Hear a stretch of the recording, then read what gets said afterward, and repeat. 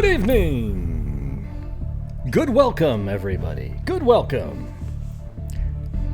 Wait, did you hear Gray? He said good welcome. He's going nuts! No, we actually came up with that term because I accidentally did say it one time, and that became good welcome. Of course, nobody bought that mug. They probably didn't want to look like an idiot.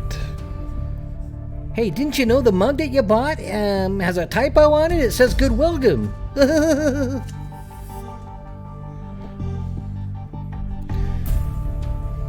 My psychic intuition tells me that if Cairo wins the bet, then there's a lot of weird people out there, okay? That's all I can say.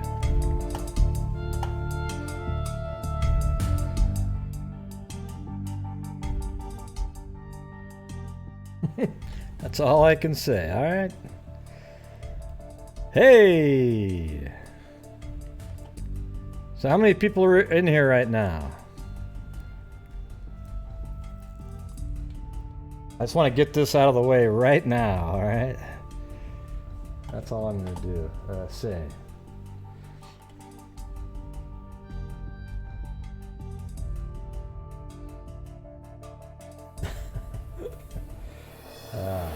Just a second.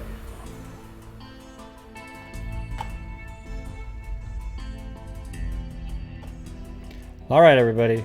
What is this right here? What is that? Just type in what you think it is. What is that?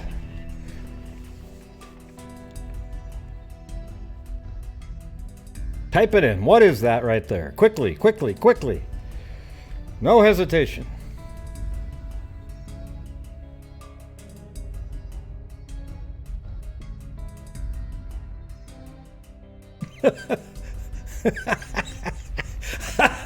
And it's over already. Wait, they got a couple of them on there, but it's not even close. Come on. Oh man, look at that. See? Come on, Cairo. There, a couple got it. They got it in there. Okay. That wasn't even. So wait, was Claudia in on this? Did she know what the bet was about? Oh man. Okay, you got bread, tail light. Somebody did say ninja eating cheese. Gumby, that doesn't count. Okay, so I don't think I think I might have won that one, Cairo. What do you think? I mean, I'm not trying to. I don't think the numbers are bearing out just looking at it like this. Yeah, I got a puppy, Snoopy. Santa Claus is, I guess that can be a partial win there.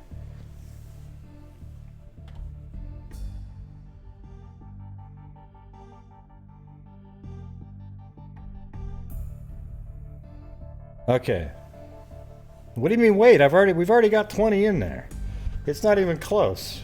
It's like, look at the first ones that came in. Let's see, it was a blob, golf ball, a blob, golf clubs, bird, blurry fave, that probably meant face, broken egg, a trash can, bumblebee, and then we get a Homer Simpson. Okay, so then maybe I guess that could be a win. Stuffed animal, duck, and then another fave again. Are you guys having a hard time hitting the C button? Two of you typed in fave, or the same person.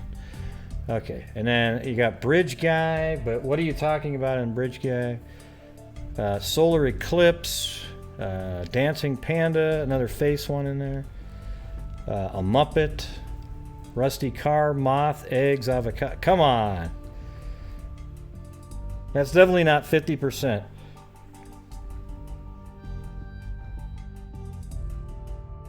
Yeah, well, Homer Simpson isn't really one that you want to be like, yeah.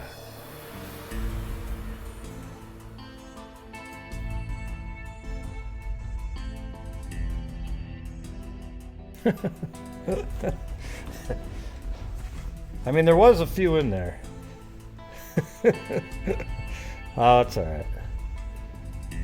Okay, well, the answer was it's a head of a person. Okay, and here's the. This isn't the original shot that it's from, but it's like a second later.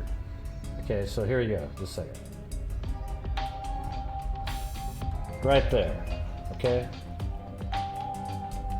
See how it's just really blurry on the face? That was to sort of prove a point. It was a kind of a joke, but he said, Cairo said he could identify that person. I agree. Can't find my checkbook. Hope you don't mind. I pay you in change. Jokes shouldn't count. See, this is an example right here of, like, this frame, his face is totally pixelated out, and they intentionally, obviously, hid this person here, right? Let me zoom in some more there. Alright, but you can see, that's actually, there's no mask on this guy's face. That's just what video does sometimes. And then the next frame's like that, and he's saying that he could identify the person, and I think it's possible somebody could identify this person on what he's wearing, the entire look of the person, the hat, and then some of the other frames his face doesn't look so blurry. But I just zoomed in on the head, I think a frame later or something like that, and then said, can anybody even tell me what this is? And there were people out there that said, yep, that's a face. Yeah, and then there's another one, yeah. Like this one is the same guy, but I think it's a different hat. That's my opinion of it. It could be what Cairo thinks. Maybe there's some shiny stuff on the side, but I think this logo here is an oval shaped horizontally. And then when you look at this image, which is horrible, this one right here is better. That doesn't have that same oval shape like that, although maybe there's some shiny stuff there. I don't know. Maybe the guy put on a disguise, but apparently this person here walked away with this girl right here, and she was ended up being found killed, and then later you see him in this image here walking back or something like that after without the girl. So he's probably the killer of that girl. And, you know, that's just probably, although who knows, right? He could have given her a walk somewhere, and then she never, he left her there and then walked away, and then she got killed by somebody else. That's possible, right? I mean, you know, all you have here is, in this case, is him walking with her. She ends up dead, which is that's why it's likely him, because usually the last person that has seen, or known to have seen the person, is usually the person.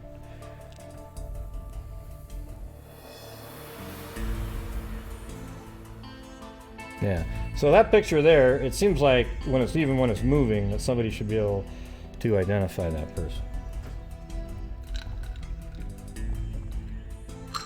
Okay, so there you go.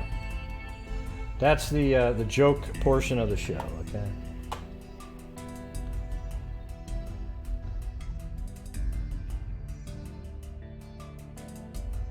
Alright, so I thought we'd start off with the Arthur Ream stuff that's going on here.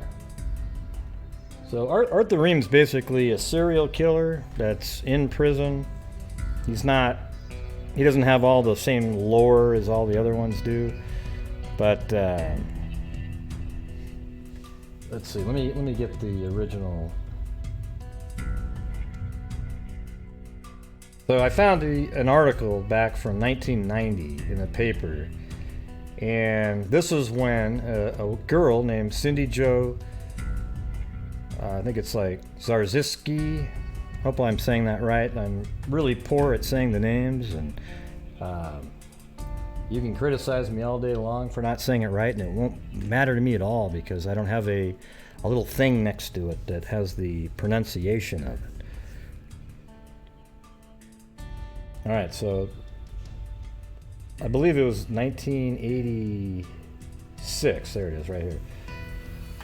So basically, this girl, she was 13 years old at the time. On April 20th, 1986, went missing.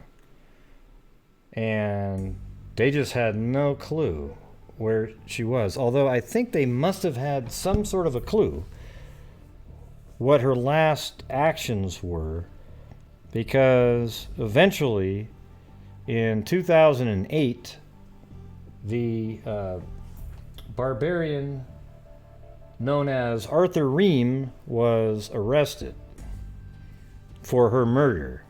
And it's really disturbing how he set this up. Okay, and I don't know how they would have known how this was set up unless Cindy, had told the parents what she was going to be doing. All right, so here is a 2008 article. This is, 11 years ago. Brother said she used to make this is a continuation bit. At the time of the murder, the land was owned by friends of Ream. Ream's authorities said he hunted on the property and kept bees. He was convicted last month by Smith's cold case unit after East Point police detectives Derek McLaughlin re-examined the girl's disappearance. Listen to how crazy this is. This Barbarian Reams here, he had a 14-year-old son, and that was the budding new boyfriend of Cindy. So I was like, he was dating. Wow. How many minutes are we into the show? Look at all the highs in there again.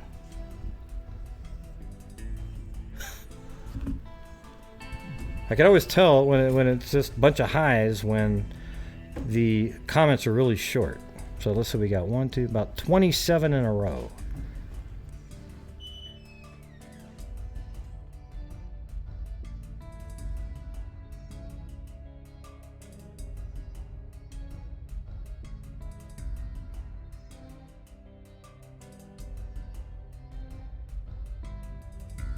Actually, I'm going to do this one first right here.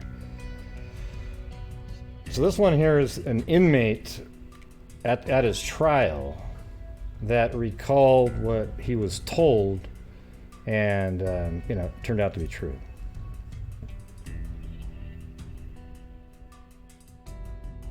Yeah, it's a head with a hat on it, but you could literally make out zero detail of that person's face in the bet that we had a few minutes ago. Okay, but now we're on to something else, okay? So Shane Enser, an inmate at Muskegon Heights Prison, was curious about his cellmate's pending trial, so he asked him about it. Arthur Ream's response was jolting. He said he was going to trial because he killed someone, right? And then right when I read that, I was like, wow, that's what he said? It's not like he said, well, I'm going to trial because they believe I killed somebody. He said, I'm going to trial because he said he was going to trial because he killed someone. Enser testified in Macomb County Circuit Court on Thursday, the third day of Ream's murder trial. Those were his exact words. Ream, 59, is charged with murder in 1986. So he's got to live a lot of years, 22 years outside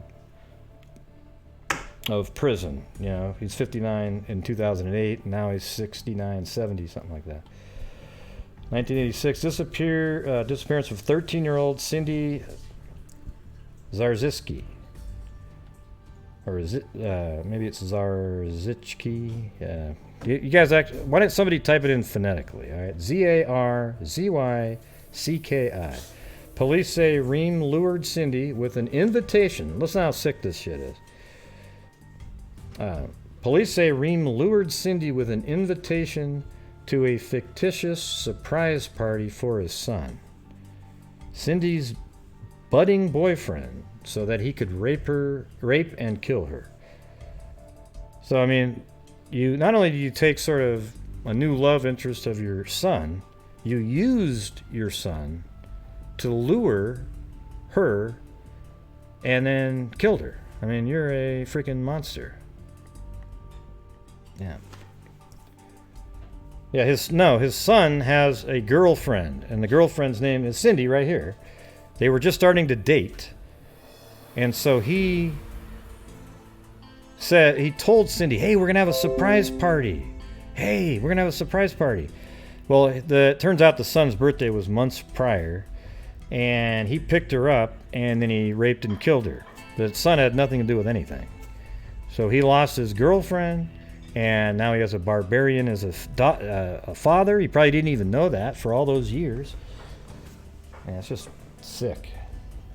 The sons probably need some freaking psychological help.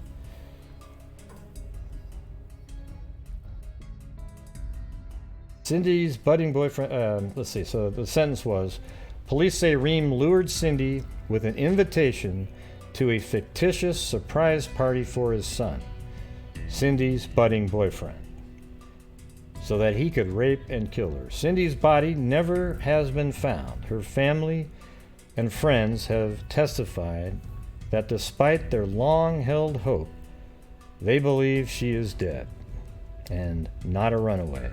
As defense lawyer Tim Kohler has implied, the trial, based solely on circumstantial evidence, has forced lawyers on both sides to tread carefully around certain issues. For example, I always think this sucks, actually, this stuff we're about to hear. For example, jurors are forbidden to learn that Ream just finished a prison sentence, okay? And let me just say, first of all, this is from, let's see, Detroit Free Press, and it was from, where the hell is this clip here?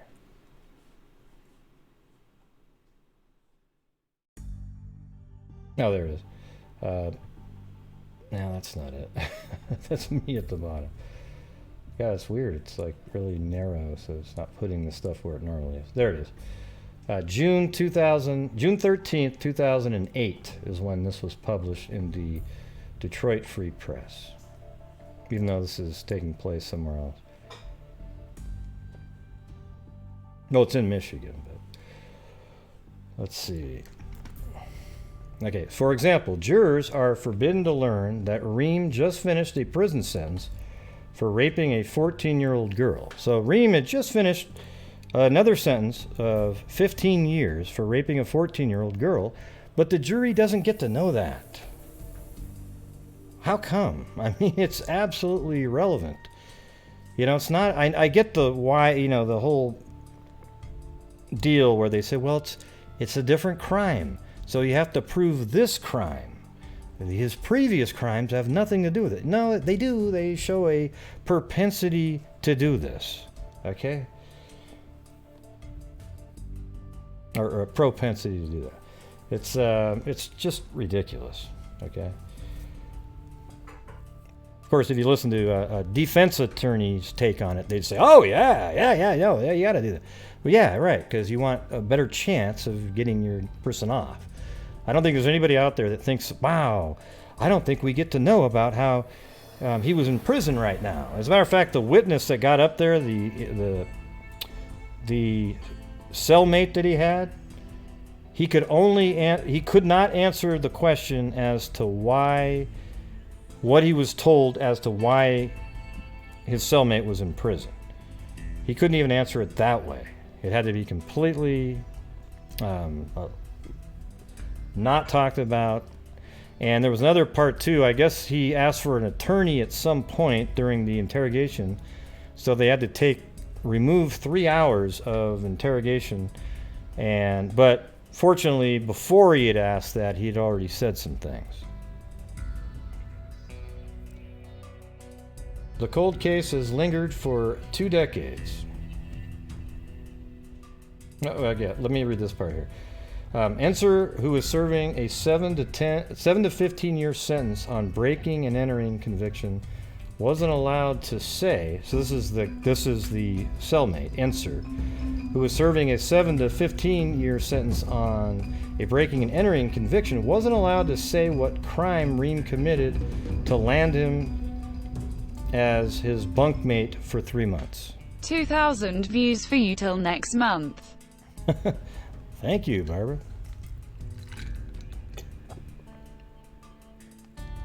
And I'm just having a Coke, okay? There's no liquor in it.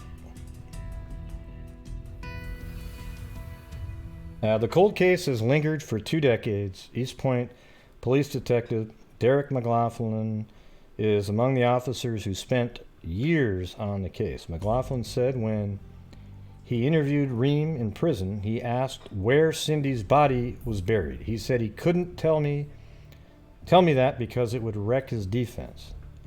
But he did actually, after this, come forward and tell the detectives where the body was located of Cindy, all right?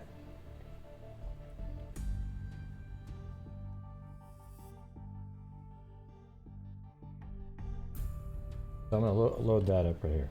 Remains found on property. After 22 years of waiting and wondering, Cindy Zarzycki's family finally knows the truth. The 13-year-old East Point girl didn't run away. She was kidnapped, raped, and murdered, and now that her killer has led investigators to her shallow grave in rural Macomb Township, she will be buried in a plot near Lexington that her family bought for her 2 years ago.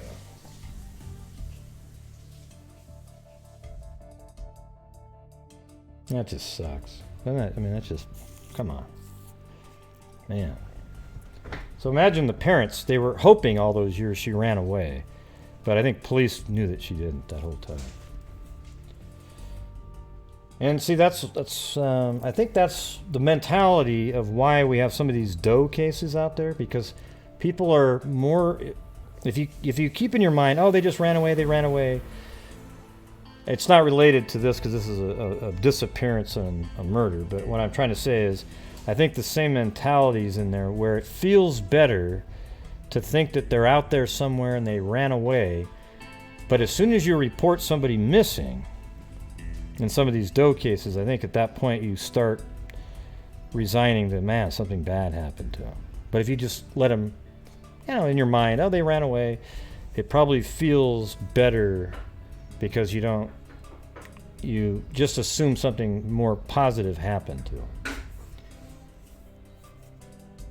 My family's been through a lot, said Ed Zarzycki, Cindy's younger brother, who was 12 when she disappeared. He last saw his big sister as she shooed him away when he tried to tag along with her to a Dairy Queen near their home.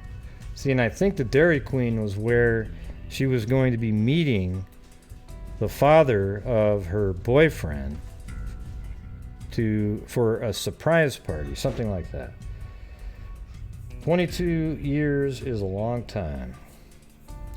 Anyways, he came forward and gave information as to where they could find her. All right.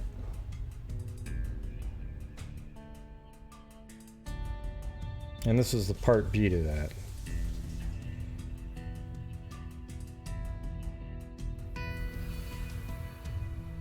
Since his conviction, Ream has written several letters to Macomb County Circuit Judge Mary Schnarnowski. God, man, what's going on with these names? I have to man, let's see.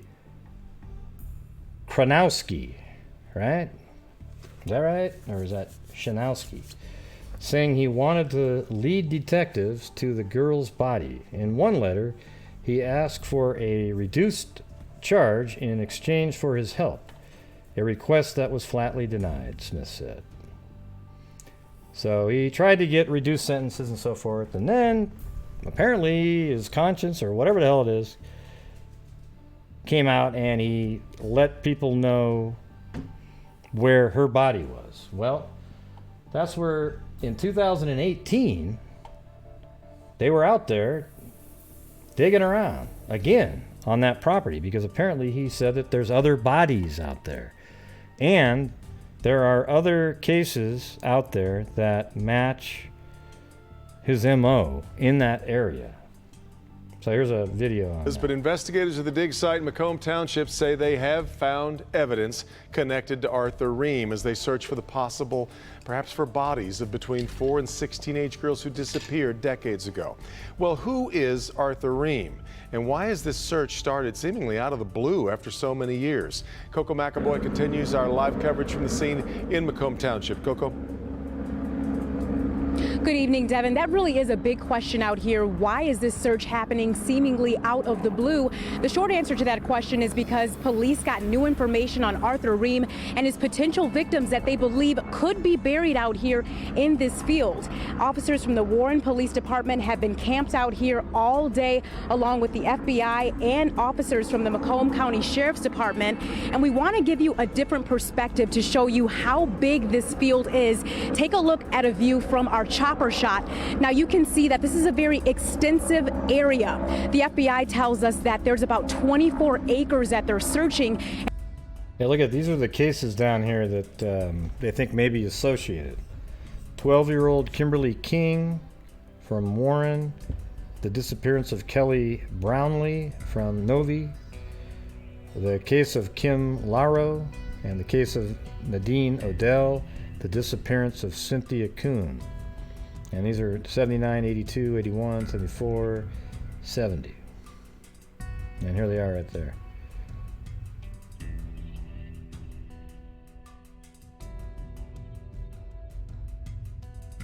Now that one, she made it onto, that's probably like what she would look like today type of thing.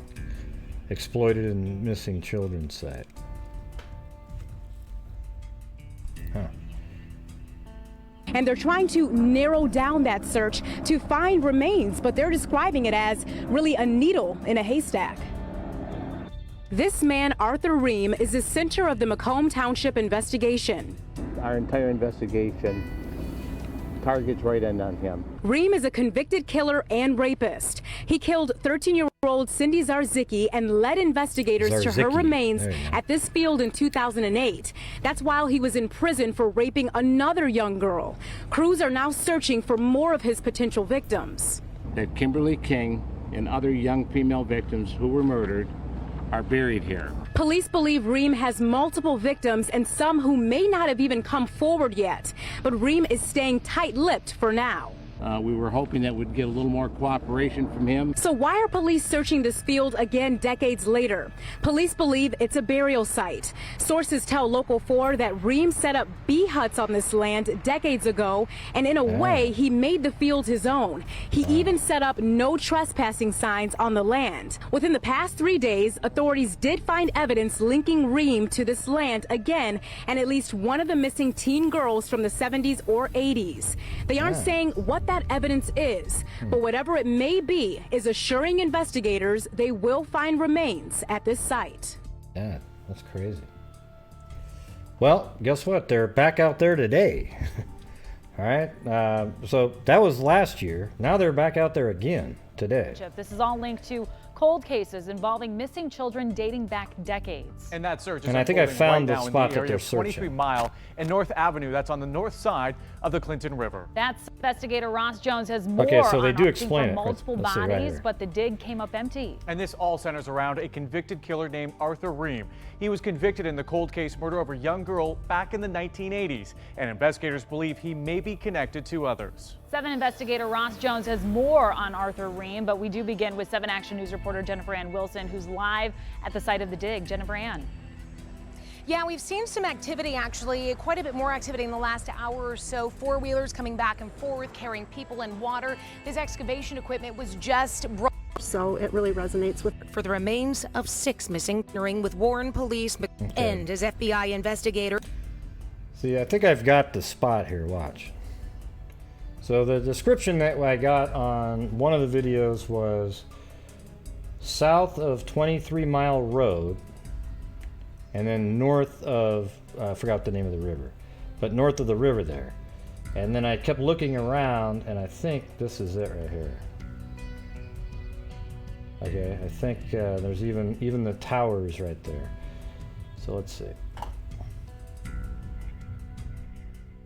So you see there's a tower. This is, you know, I'm looking at a different shot, but look at the way the river curls around like that. I think I actually took still shots from a better, yeah, there you go, right there. And let me show you why I think this is the right spot. Just a second.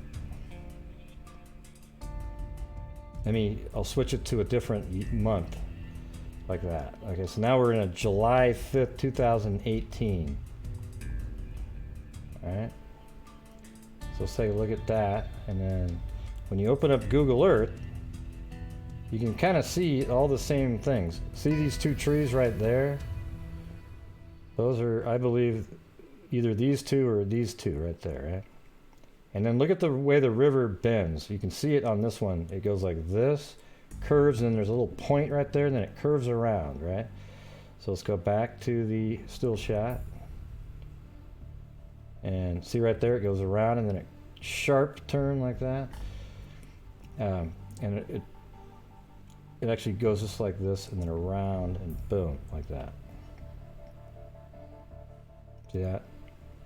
And let me get back to the one before. So there's two trees right there. And I think you're looking at right these two, and these two are the other ones. And then there's also a, what do you call it? A power line tower. I'm not sure what you actually call those things, but right there. And that's in one of the other shots. And I think that's in the right spot. And it just makes sense based on their description. They said it was south of 23 Mile Road. I think they even said west of North Avenue, or at that intersection, but it's south of 23 Mile Road, but north of the river, and that's exactly where it is. See, it's on the north bank of the river. So I think that's it right there. And it kind of looked like they were staging some stuff maybe back in this area on that video that we were just watching prior to that. Let's see.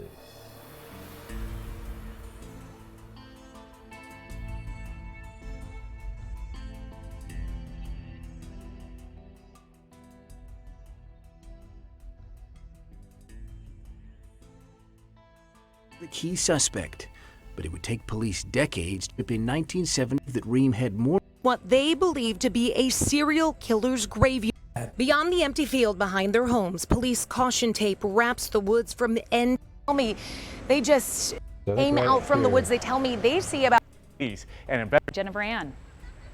Yeah. Okay, so there's this older building there. I'm kind of thinking that it's one of these over here somewhere. I don't know which one. And then that's kind of like the staging area because it's right off the road there. And then they just drive off into this direction. I think this entire wooded area right there, in this area, on this side of the river. Okay, I don't think he's going to be crossing the river. So basically, if you get this shot right here, you're going to, and you do an outline, let's just do it for the hell of it. It would be something like this. The bodies of all these victims are going to be found probably somewhere around in here. Okay, this is how I would do it. I would map it. I mean, I would just chart it off like this and then maybe grid it out. I don't think he's going to cross that creek for sure. All right, so maybe go up like that to here, to there, ding, ding, ding. And hey, thanks, Kit Kat and Barbara Smith again. Hey, Gray and Freak's smiling face with smiling eyes. Smiling eyes.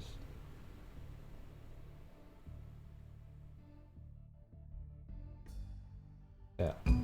So something like that, see?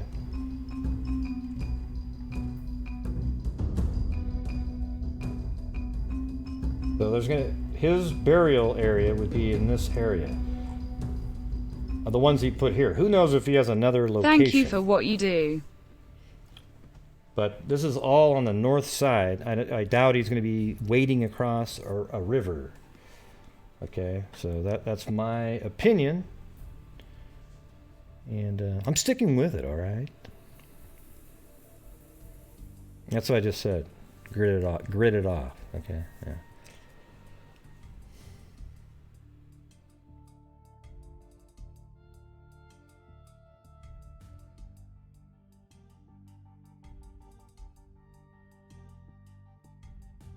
Yeah, so it's probably more like over here even. So let me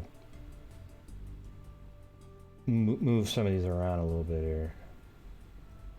You could even have some in here, but I doubt he'd be that stupid and put things right next to here, but who knows, right?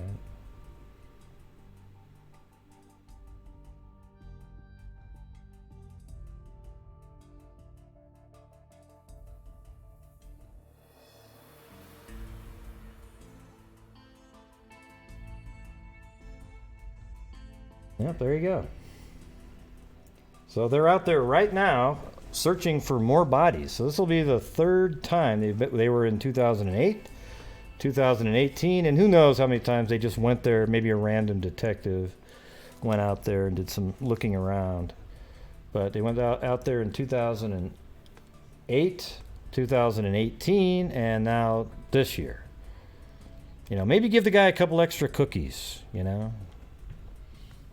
It's, you know what I think it's hilarious is a serial killer, he's not getting the death penalty, right? So he didn't get the death penalty. A serial killer wanting a reduced sentence. Well, you're not going to get out. I mean, if you're thinking you're going to have a chance of getting out by doing this, it's not ever going to happen. Nobody's ever going to let you out so that you can maybe tell people where you put the rest of the bodies, okay? That's never going to happen. However, you might be able to negotiate something like an amenity of some sort. You know, maybe you get to watch Barney Fife a few extra times a week. You know, you can practice that. You know what I'm saying? So there you go. Yeah, there's no negotiating with barbarian serial killers other than having their life a little better in prison. They're not going to be getting out. Right, you know, whatever the hell it is. Maybe they get an extra Snickers, okay? Listen, I tell you what, I would gladly donate a Snickers, let's see, every week to a killer if they want to say, you know, where the hell they put a body that nobody's found yet. Because you're not going to get out, but I'll do it for the rest of your life even. Boy, Gray, that would really add up. Well, it means $52. Let's say you live 20 years. I guess that's $1,000. Wouldn't that be worth it? Well, Gray, the price of Snickers goes up dramatically over time. As a matter of fact, Snickers were only 50 cents a few years ago. Now they're $1. God, now that you put it that way, forget it.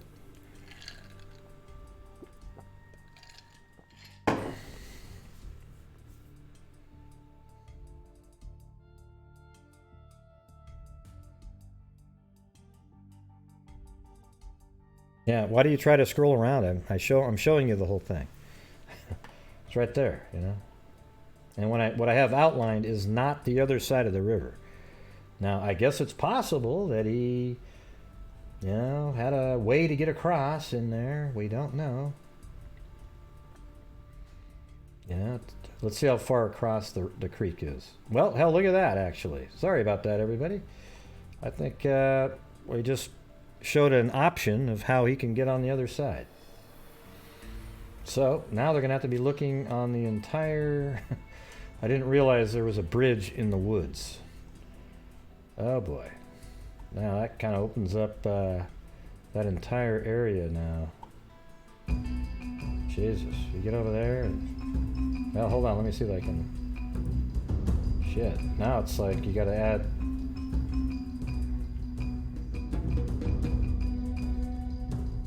That doesn't look too wooded over there. I'm gonna still say it's gonna be over $2 for 2 killers info. Thank you very much. All right, thanks, Barbara Smith. Slim Dog. Yeah, I like Snickers. Snickers are my favorite. Well, I like Reese's, Snickers. Paydays are good.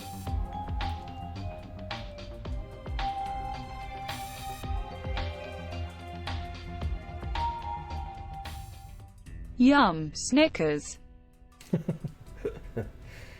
All right. Man, that's awesome. I didn't realize I can get $5 just for mentioning Snickers. I guess now I'll be able to get 5 Snickers. Because as I said earlier, Snickers are now $1 a piece. I don't know when that bridge was put there, but I think now I have to do this. They could be anywhere at this point. As a matter of fact, wouldn't it be almost smarter to cross that little tiny bridge and then put them all on the other side? That would make it a hell of a lot harder to excavate. But it also, I don't know, let's do some measuring here in a minute. Yeah, I'm struggling now because I have to go way. This one over here. I mean, I guess they could be over there, but I'm going to just kind of assume that they're in this area.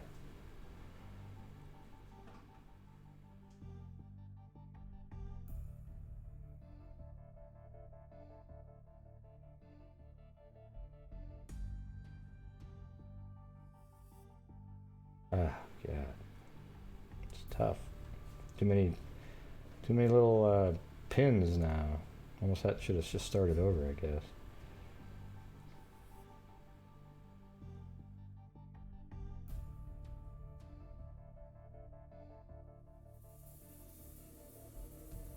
Yeah, it's got to all be on this side.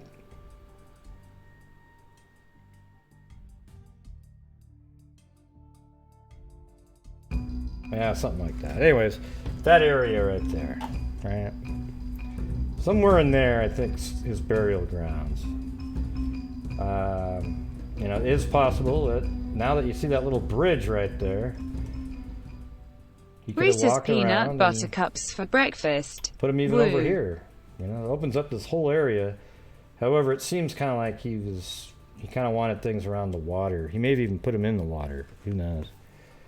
Although, I don't know. It sounds like he kind of just buried them, because if you put them in the river, they would float away. And it sounds like he kind of liked having his own little private garden of dead bodies.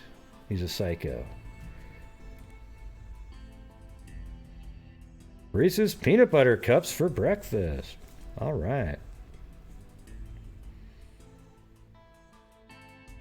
You know what the best thing ever, though, is Oreo cookies in ice cream. It's almost like any ice cream. You just dump it in there. Crumble them up. Oh, jeez. Yeah, this guy's a freaking, he's a monster. Do you guys agree, though, that I had to add extra land here? Here's a possibility. They did say that the land has changed quite a bit since the time that he was there. So it's possible that this bridge is something that was built later, and it wasn't even around when he was there. So there's probably two different things. It's either something like this or how I had it originally inside of that. Because if that bridge wasn't there, he definitely wasn't going to be crossing. Let's see how many feet that is.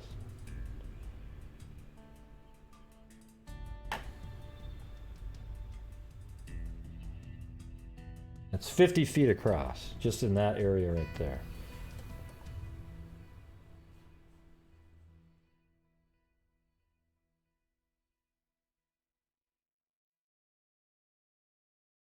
How about right there?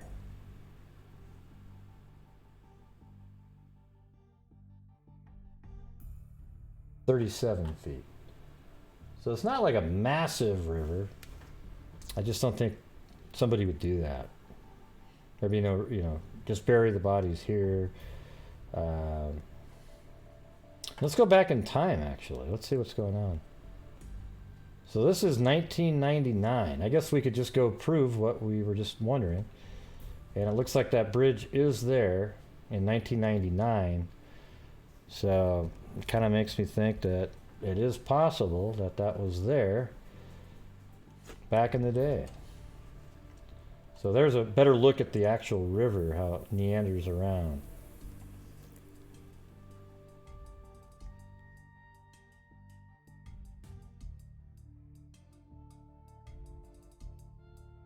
Yeah, barely changed at all.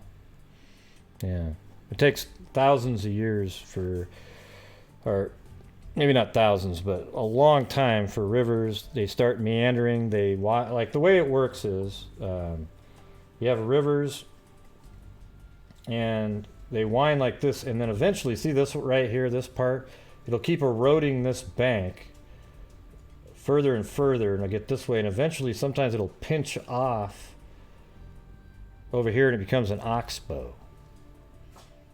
Because this'll actually it works. When an oxbow happens, it's more like this right here. So this will keep wearing away over hundreds and hundreds of years, maybe thousands. It'll keep wearing away, wearing away. This one will also be wearing away, and then eventually it erodes where two of them meet, and then the water starts flowing differently, and there becomes a little island in there. Okay, that's how it works.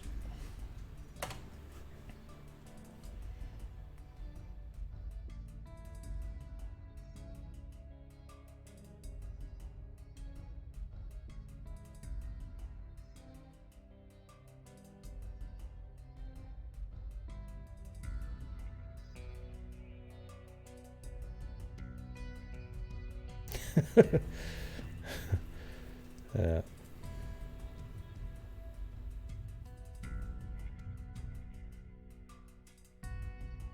Yeah.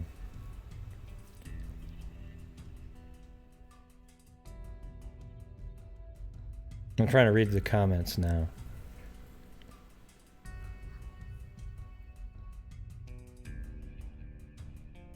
Okay, well, I don't really care how it goes over what you're talking about, Susanna. I know exactly what I'm talking about because I actually took it in college, a class on this stuff. And it doesn't just quickly change, I mean, yes, like in New Mexico, you can have these flash floods that create an arroyo out of nothing, okay? But you're not going to get wild changes. As a matter of fact, I can show you that it hasn't changed much just by clicking on it. Although the map adjusts around. Look, I mean, it's the same. It keeps going. It shifts a little bit, the map itself, but look, like that part right there is exactly the same. And that's flooded, see that? Big flood going on right there in April, springtime. And now you're back to its normal meandering self, all right? So every once in a while, you're just not right, Susanna. It's amazing. You're not always correct. It's incredible. All right, let's see. Anything else on this one? So basically what we're going to do is follow this and see if they find anything in there.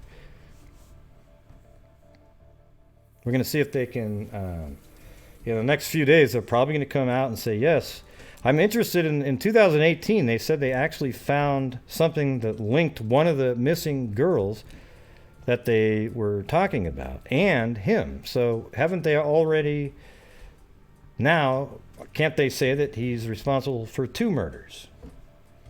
You'd think, right?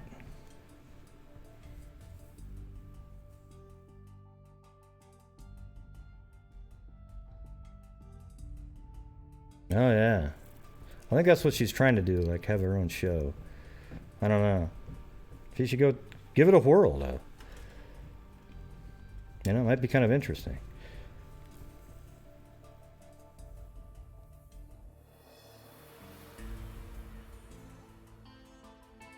Yeah, lots of trees, all kinds of stuff going on.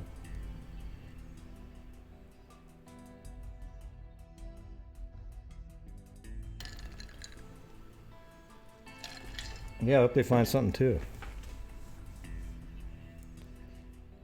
Well, I don't know if he's, it's hard to know if it's all 6, but they think so. They've linked one of them so far to him, or 2 of them, the Cindy from 2008, and then apparently in 2018, in that part of that video we were watching, they said that they were able to link him and they found evidence of one of the girls that they'd mentioned. They just didn't say which one.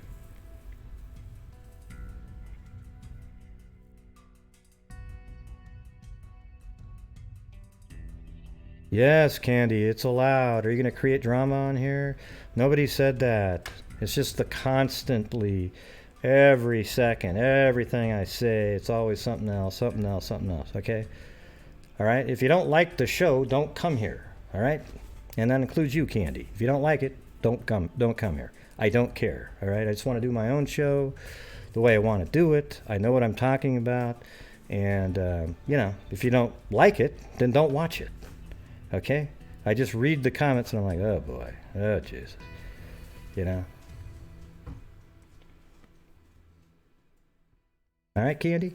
All right, good for you.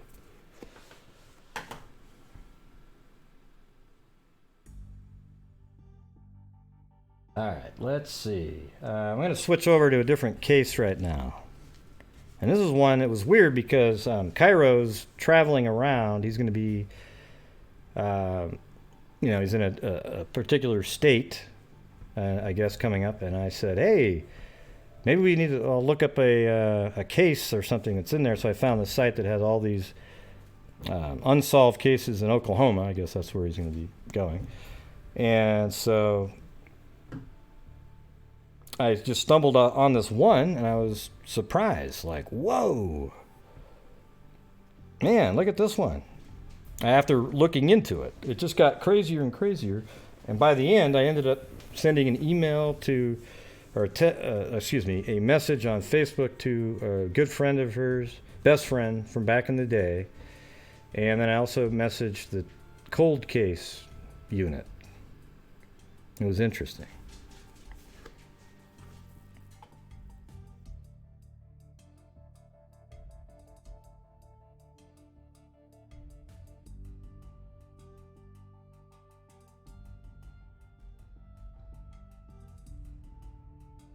Wheel of the moderator. What does that mean? What's that mean, Bridget? It doesn't make any sense.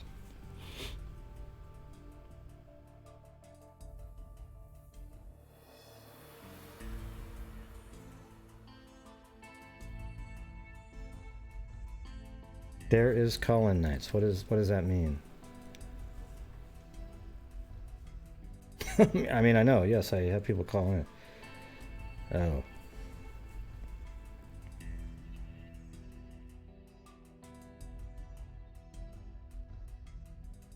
Yeah. So now I'm going to switch over to the other one. All right.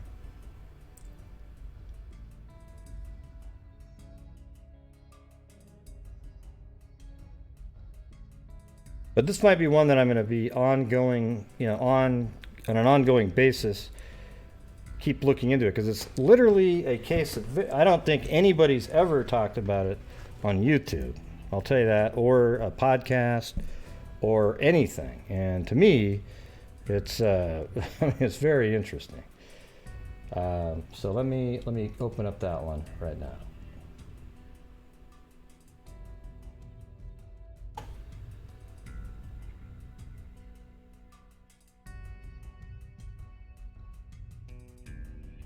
Right.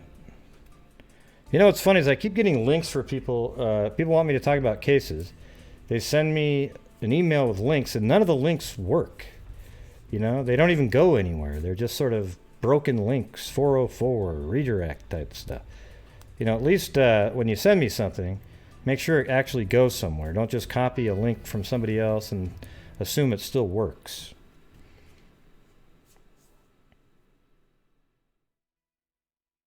All right.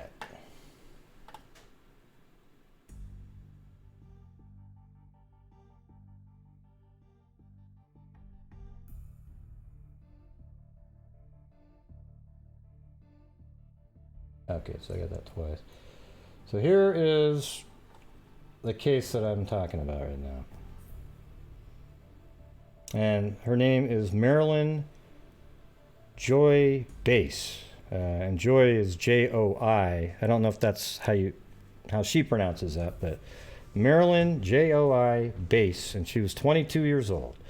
The body of a Tulsa woman who disappeared from a local laundromat April 9th has been found strangled on a Muskogee County hillside. The state medical examiner's office, using dental records, identified the nude, decomposing body Monday afternoon as that of Marilyn Joi Base, 22. Preliminary autopsy results show the woman's attacker had wrapped something around her neck to strangle her. Police said they have no leads in the woman's death. Despite a public plea for help, investigators had turned up no firm information on the woman's disappearance before her body was discovered. Well, that's sort of not really true, actually.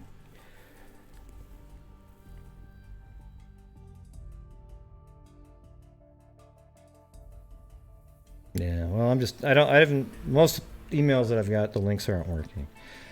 Okay. Police say they have no leads in the woman's death. The woman's family has enlisted psychics. Oh, man, really?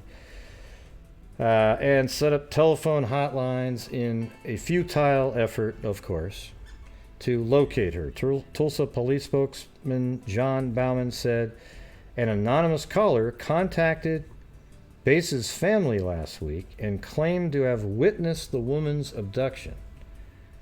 Bauman said the caller described the abductor and his getaway car, but he said police were unable to contact the tipster.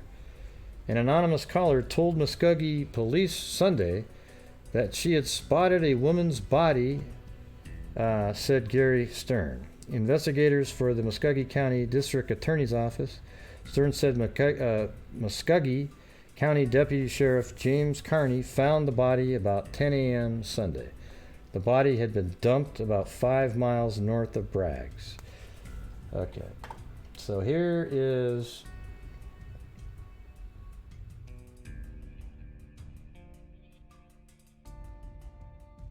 I think it was this article. Let me read this one. Police believe 22-year-old, and by the way, this is the Daily Oklahoman, April 14th, 1987. This is the first article was also the Daily Oklahoman, and that was April 21st, 1987.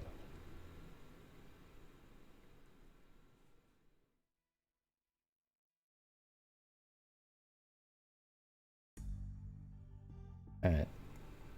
So all indications are that it's an involuntary disappearance, Bauman said. We don't think she willingly went anywhere. Marilyn Joi Base was barefoot and was wearing a beige t-shirt and gray shorts when she was last seen. Bauman said the woman left clothing in the machines. So here's what this is. It's an apartment complex, but it's a pretty big apartment complex, and there's a laundry machine. Room, excuse me.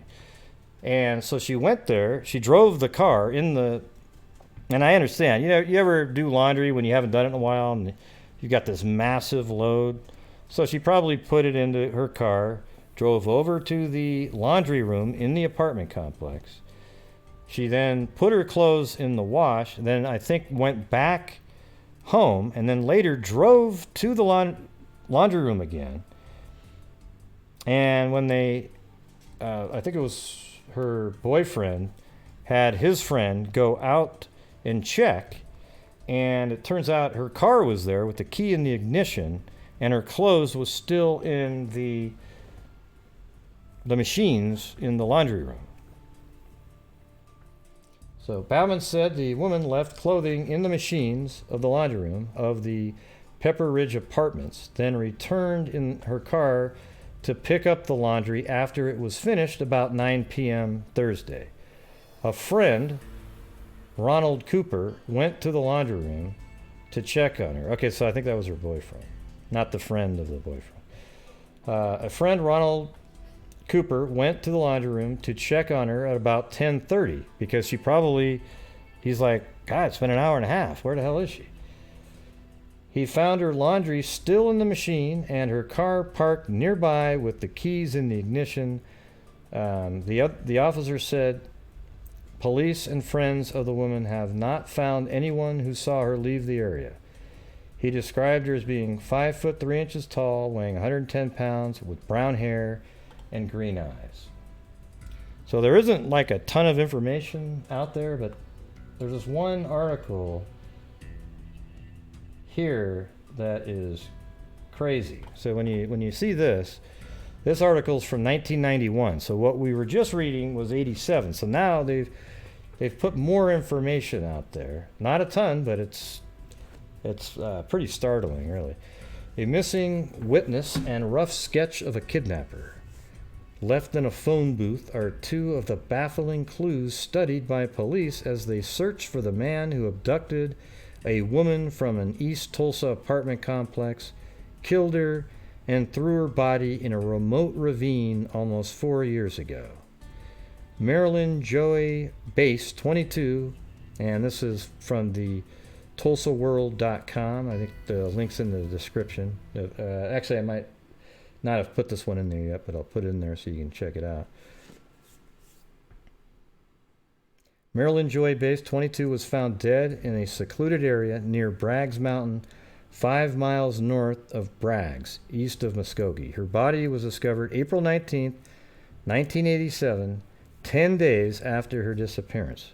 Her boyfriend reported to police that at about 9 p.m., April 9th, 1987, Base had driven to the laundry room for her apartment complex at 12531 East 41st Street. And so when I do that, let me open that up.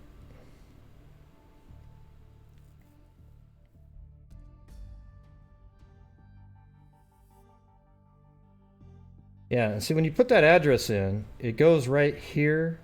So I don't know if this is a new apartment complex or it's the address thing was just a little bit off. I don't know. But there is an apartment complex right here, and it has a similar look to it, actually, as it did even back in 1987. So we'll keep that up on the screen. The location that they... Well, I'll go back there, actually. But the location they found her was something like 40 miles away. Up here, they don't have a specific location, but it's in a deep ravine up here on this mountain. And there's a few, you can see these really deep ravines right here, right? Up on this mountain. And I don't know if it's Braggs Mountains with an S. Huh. Look at that color of that water right there. Jesus. That's about as green as you can get, right?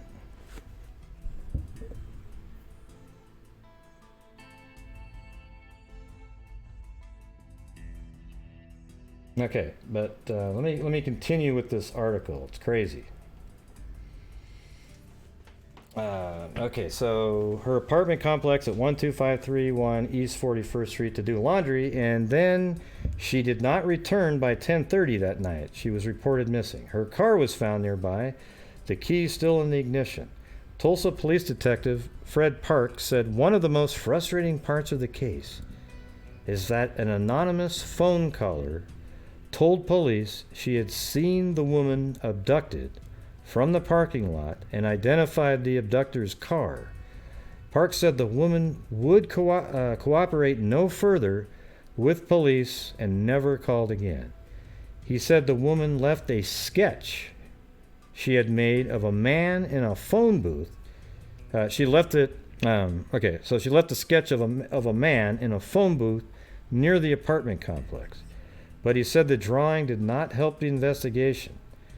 A search by family, friends, a psychic, law enforcement officers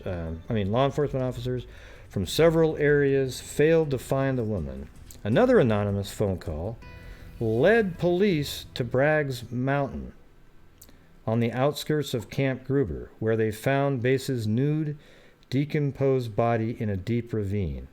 An autopsy indicated she had been strangled and probably raped. Park said whoever killed Base was probably either killed before or will kill again. Now, did this other anonymous call, they haven't been able to find that person either. So is that the same person, perhaps? And if that is the same person, then I would actually suggest that she was in the vehicle when the abduction happened, that she was sort of just made to be there. Because how would she know If it is the same person, she knew what the guy looked like, they knew what kind of car he drove, and then he knew where the body was dumped.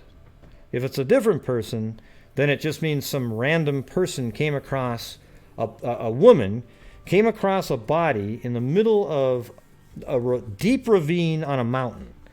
That seems not very likely at all.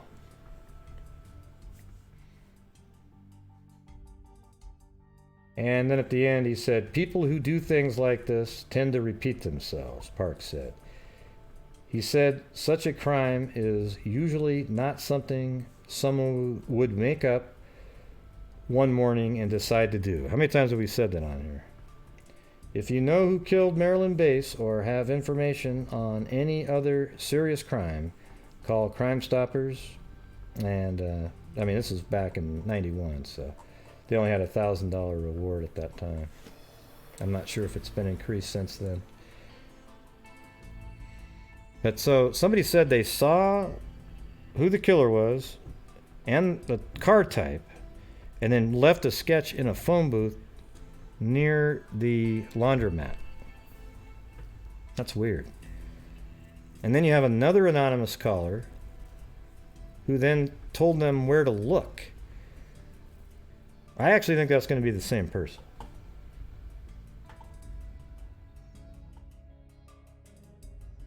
All right, so I've contacted, this article here has her friend in it. And I found her friend, and I found the friend on Facebook, and I messaged her, and she said she would like to talk about her friend. And I'm going to see if I can ask more questions. And then I also sent the cold case unit. I said, hey, is there any way we can get a copy of the sketch? And, you know, I asked a few different questions. A copy of the sketch, and I also asked for the transcripts of the anonymous calls that were made. So, there you have it. I'm going to play this. The best friend of a 1987 murder victim is asking for help tonight to find the killer. No one has been arrested for killing Marilyn Joi Base 31 years ago. But her best friend says she is never going to stop searching for answers. News on 6's Sawyer Bussey is on the story. All of Joy's immediate family has died. In fact, most of them are buried right next to her. Her best friend is hoping that by speaking out and sharing Joy's story, that investigators might get one step closer. I mean, haven't you noticed that sometimes sketches don't help at all? Look at the Dlive case. Are those useful at this point? I have not seen any evidence so far that the sketches in the Dlive case have led to anything. And those are damn good drawings, right? To finding her killer. It's been 31 years since Charlotte Autry's best friend was murdered, and she has never stopped searching for answers. I come out here periodically to visit with Joy, honor her by putting flowers on her grave, and pray. Joy was just... What she said is they used to sing together as kids, and I think her friend right here is now a singer. She seems to be like a country singer on her website. 22 years old when she disappeared. Detectives say she was last seen driving to the laundry room of her apartment on April. Let's take a look at that. You've got these buildings with the rocks on the side. Now that's what it seemed like it looked like in my mind. Let me go back to this other apartment that's right next door to where they had the address. Maybe they've just shifted addresses over time or something. I don't know, but I'm going to go right here again, and then we can just kind of glance in there. So you see that look with the stone and in the building? Let's go back to the video. I think that's the same one, right?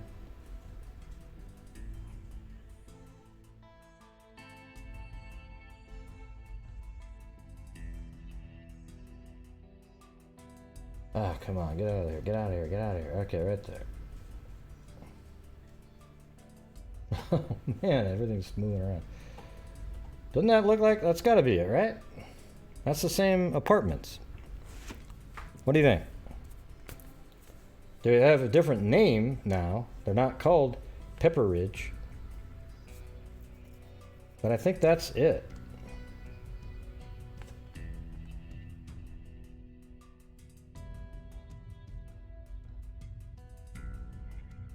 Well, I was in here. I already did. It's called something else. I told you what it's not called Pepper Ridge. It's called Alexis Park, something like that. Yeah, I already did all that earlier. Oh, well, I don't have the address right here.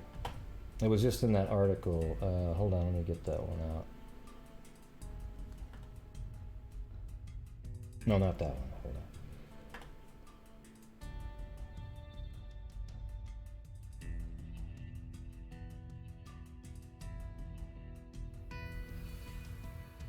Uh, 12531. See, watch.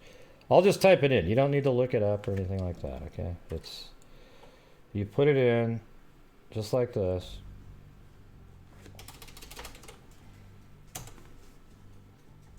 And it's right there, watch. It's right up near those apartments. But it's here on this house here, right? So I don't know if the apartments were bigger at one point and they sold a portion of it. And then these people built homes, right? I don't know, but this was the address back then. Okay, it's right next door, but it's normally when you get an apartment address, it's somewhere in the middle over here somewhere. Okay, so there you go.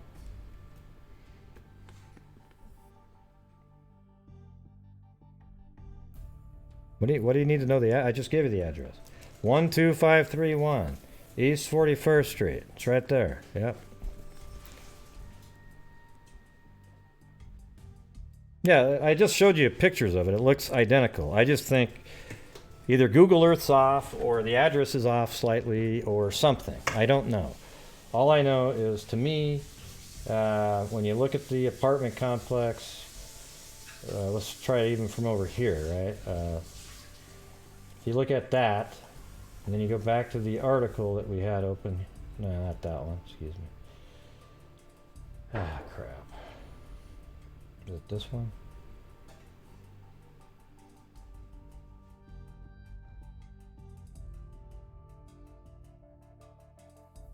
The best friend of a 1980s mission. Her body found on the complex with the keys on April 9th, 1987. Her detectives say she was last seen driving to the laundry room of her.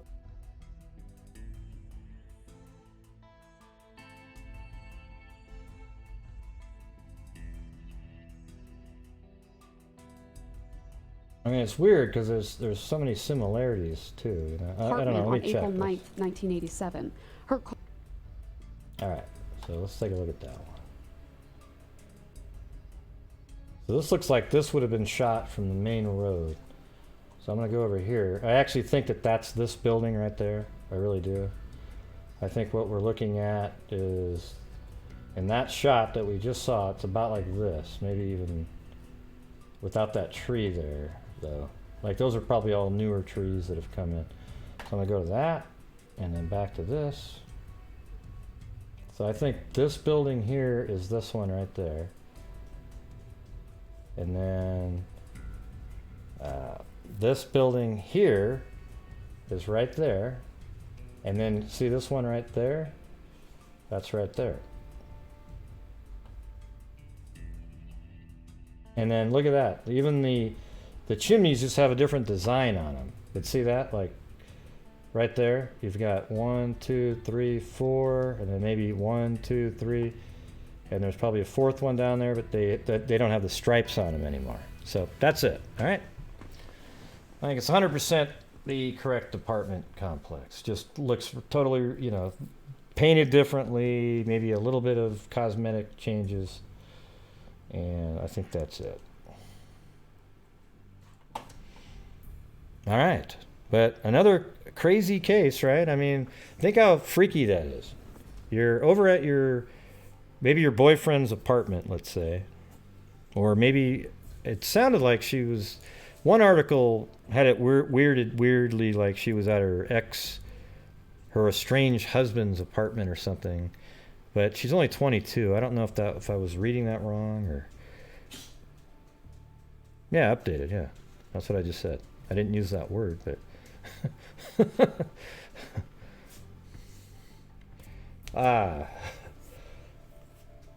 So imagine you're at an apartment complex. Let's just... Who cares if it was your boyfriend's or whatever. You're there doing laundry. And you put a big load in the laundry, and then you drive back over to your apartment because it's a big complex. Let's say the laundry room's over there and she was over here and had to drive all the way over there. Maybe the laundry room's right there and she was over there. So she just drove over, parked in front of the laundry room, put the laundry in there, and then goes back and maybe watches TV for 45 minutes. And apparently she was barefoot, got in her vehicle again, drove over to where the laundry was to go pick it all up, or maybe shift it over to the dryer, I don't know. And she never even makes it into the laundry room because her key is still in the ignition and her laundry is still in the machines. I think most people grab their keys when they exit a car. Right? So you could argue, oh, well, she left her key in the car and then just went in and then was going to... I don't think people do that. I don't think I've ever intentionally left my keys in my car unless there was something like I was just running into the house really quick. Loading up laundry isn't really like that. It takes a while to load up the basket and, who knows? Maybe she was going to fold it right there, too. I don't know. But somebody abducts her right there before making it into the laundry room and then dumps her body 43 miles away, and you have 2 anonymous calls. One says, this is what the guy looks like, this is what kind of car he drives. Then the next call is, hey, this is where you can find the body. So here's the thing, is the person who called to say where the body was found, that person had absolute intimate knowledge of what happened, unless they really did randomly stumble across it on a mountain in a deep ravine just 10 days later. Yeah, I don't know. I haven't heard anything about the boyfriend or anything like that. I think this is just a genuine serial killer type abduction. That's what the police think too.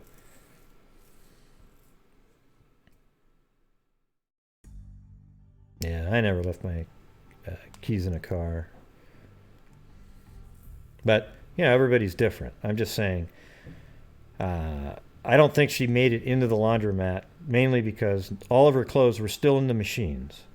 And then her key was in the car. It's almost like she pulled up and then somebody came right up the door and said, maybe held a gun and said, get out of your car. And she got out of the car and then they put her into their vehicle and took off.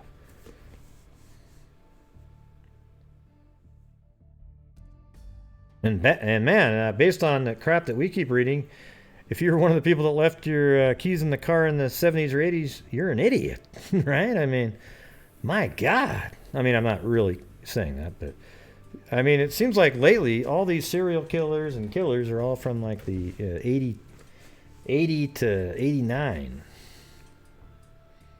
Just tons of them. And the 70s too, right? Like, seems like from about 74 to 89, just a bunch of barbarians out there.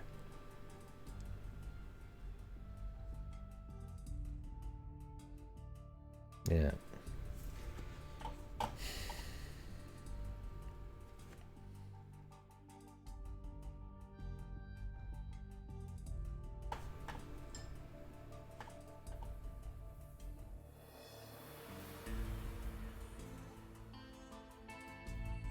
Hey, maybe we could do a Zoom. What do you think? And you guys can tell me what you think about some of these. But I'm going to definitely keep following this one. And Cairo is going to go out and try to film, go to the apartment complex maybe. And then head out to... We'll see if we can find a better spot on on the mountain where you can go up, or even just a general look of it. And it seems like there's a bunch of cases where there's a key. Remember, you know, we find the cases where the key's in the car and it's the ignition's running sometimes.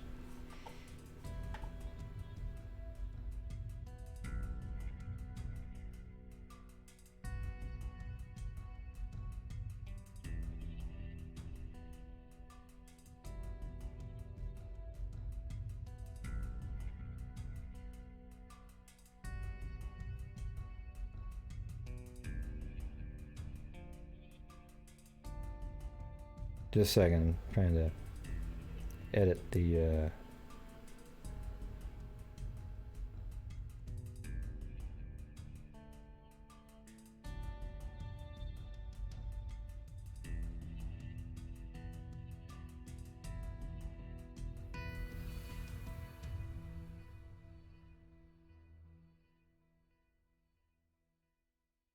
I'm trying to get the thing so you can see it. There you go. All right.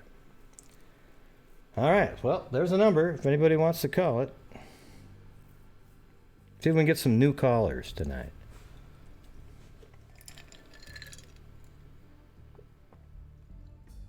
If not, I'll just sit here and keep drinking my Coke.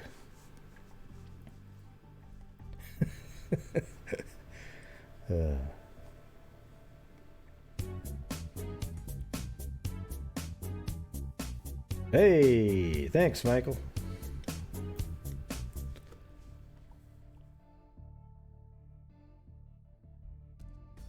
Ding, ding, ding, ding, ding, ding.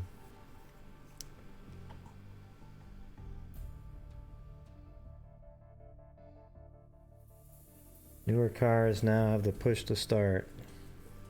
No need for the key. Yep, yep.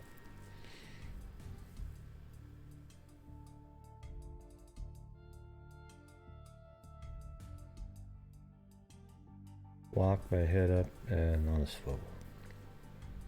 Gotta hope so. Lots of barbarians out there. Yeah, so don't you think that one's pretty interesting? I mean, especially with this collar. I want to get the GPS coordinates of where she was found. I want to get the somehow get the transcript of the collars. All kinds of stuff. I mean, what could they have to lose at this point? You got to get the story out there. You got to make... The way to do this is to make the story interesting. And so that the public's engaged in it. And then there becomes this momentum, and then maybe somebody will come forward.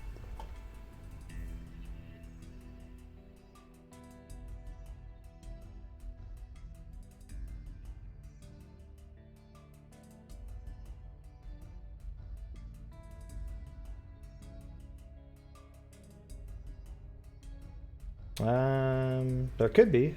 I haven't gone that far yet to look up stuff like that. You wonder if there's some similar kidnapping murders in the area. Although he did drive 43 miles to dump the body, so he could be anywhere, right? That could have been on the way home. Could be a little bit like the Breckenridge, Schnee Oberholzer, where maybe he lived in Denver and he drove all the way over to Breckenridge to commit the murders and then headed back home.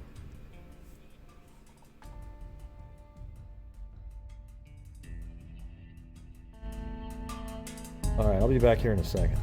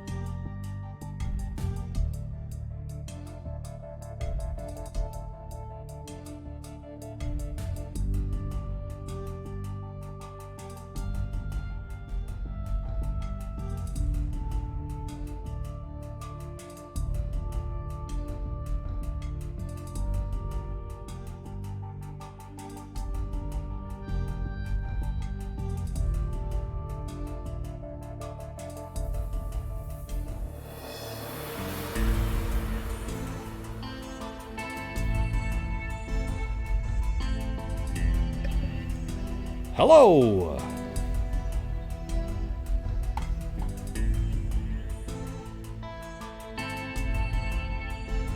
And there's like a message or something. What's that mean?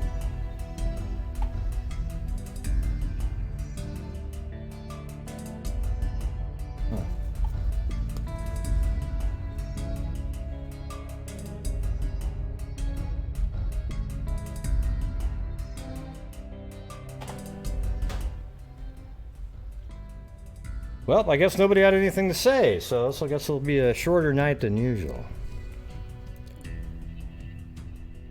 Oh, the perfect gout.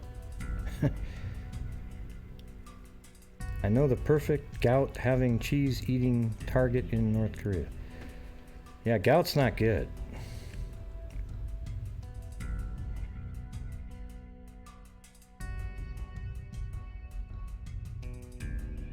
The Outer Banks of North Carolina. I don't know, man.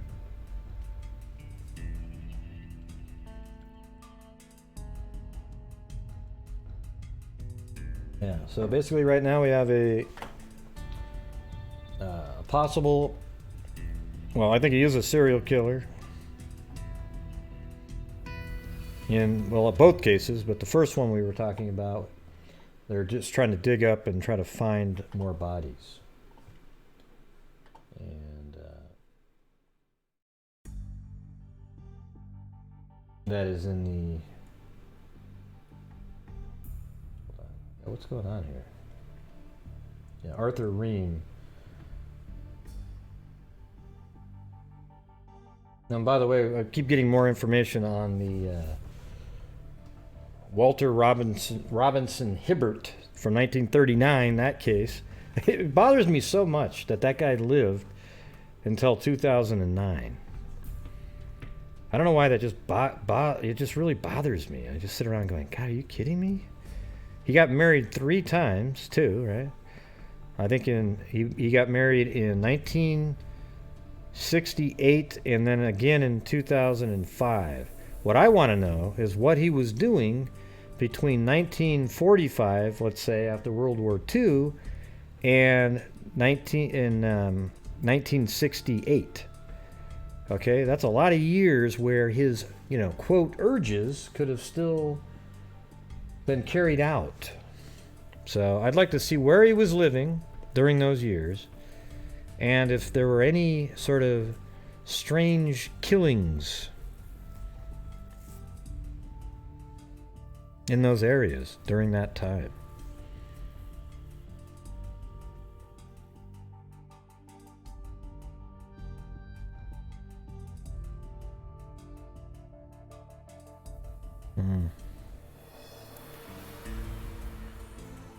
Right.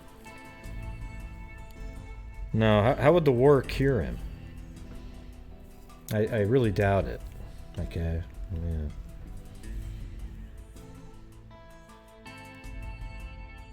The war cured him. Jeez. He was probably an absolute in heaven. Right? They should have put him on the front lines and just have him run around, just woo! We want you to feel it now.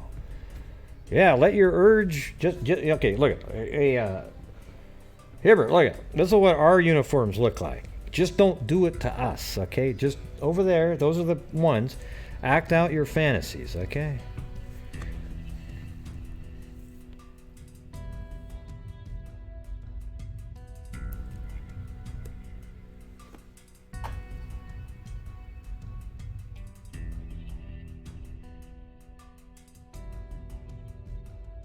Oh, here was another thing I was going to look at.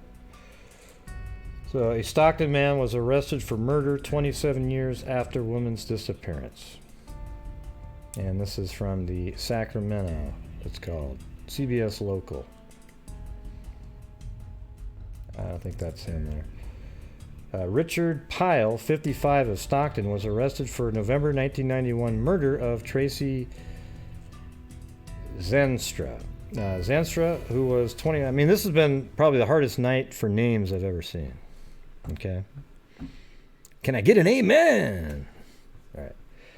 Officials say she was residing with Pyle, with whom she was in a romantic relationship with. But county sheriffs have been investigating this case for the past 27 years. Although Zanstra's body has never been found, the sheriff's office says detectives located evidence showing she was murdered and her body was disposed of. In August 2019, an arrest warrant was obtained for Pyle for the murder of Zanstra. Pyle was reportedly located in Stockton on August 15th. So somehow that's not him right there, but I wonder what the evidence is. Let's see what. Lake Tahoe, 80 degrees, 80. That's just a weather report. I remember watching that earlier saying, why do you have a video on that? Yeah, so you've got a guy named Richard Pyle, who must have only been, let's see, 27 years ago. He would have been 29 as well, and then his girlfriend was,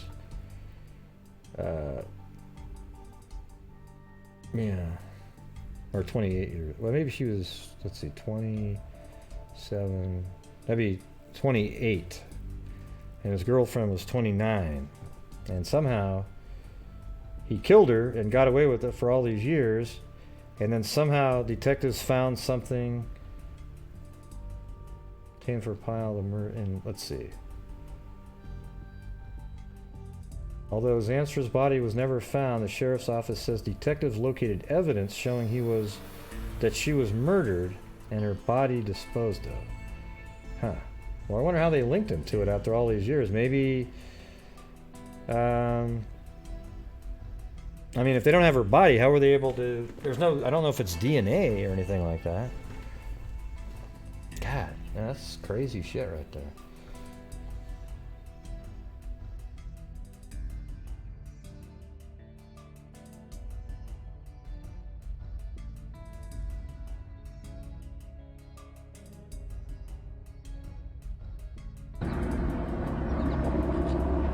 And police say they will be out here searching for shot. Now you can see that this is a very extensive area. The FBI tells us that there's about 24 acres that they're searching, and they're trying to narrow down that search to find remains, but they're describing it as really a needle in a haystack. This man, Arthur Ream, is this. Anyways, we saw that earlier. Okay, well, it doesn't look like anybody's calling in or anything, so I guess this will be a little bit shorter night than usual, but I appreciate everybody showing up tonight and participating. But I am going to go do something else. All right? But I thought those two stories are interesting. I think we're going to hear that they found a bunch of bodies in the first case, and then the second one, it's so cold that I'm hoping. I mean, it's amazing how few articles there were on the second case that we discussed right there. The Marilyn Joi Base, I don't know if it's Base or Base or however you might say that, but Marilyn Joi Base case, I think I found 3 or 4 newspaper articles, and then a reference reprinted. It's like a Google search thing that actually took a 1991 article and put the text in there. So that was from 1991, and I don't know, just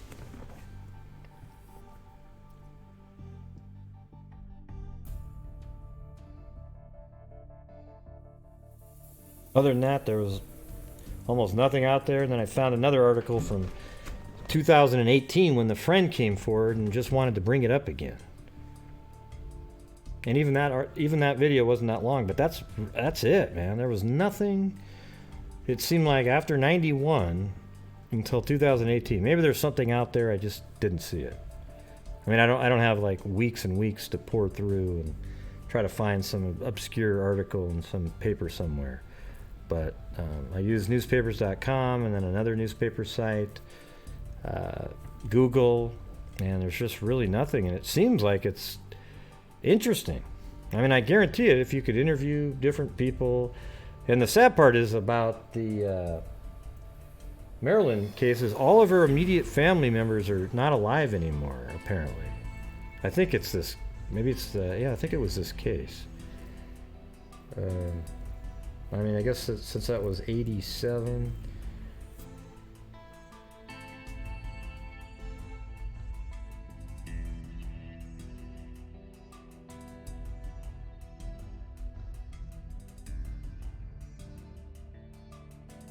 Oh, yeah, gosh. Actually, okay, hold everything. I'm going to be on some more now. Okay. I actually forgot I was going to cover this whole other case, but my mind forgot about it before the show because I was so engrossed in the research of the Base case. Okay, but there was a new, this is one of these breaking stories here, of a California teacher, 24 years old, that was found murdered, but she was with her husband and 5-year-old son at the time. Okay, and let me show you this one. So, California teacher was her son's superhero, right? A middle school teacher was fatally shot in San Bernardino early Saturday morning as she sat in a truck with her boyfriend and young son. But here's the thing that doesn't make a lot of sense. Listen to this. Police responded to the area near the park in San Bernardino where Nancy Magana, 24, was found at about 2 a.m. Saturday. The television station reported Magana was taken into the hospital. Magana was taken to the hospital and pronounced dead. But apparently she was out to dinner with her husband and kid, and then after dinner drove near a park on a street and then parked at 2 a.m. Does anybody else find that a little bit strange? That doesn't make a lot of sense. You're a school teacher, you have a 5-year-old kid, and what's the kid doing up at 2 a.m. anyways? I think this whole story doesn't make a ton of sense, okay? So this is her right here. She's got really, really pretty eyes. They're huge. They almost look like a lizard. Just kidding, everybody. But look how big her eyes are. I mean, look at that. Very, I don't know if that was an app or something doing that, but it seemed like they were pretty big. Maybe that was that app that you guys use, all the girls, right? But she was a goalie on a soccer team in 2012, for a high school, and they put out a memorial post about that.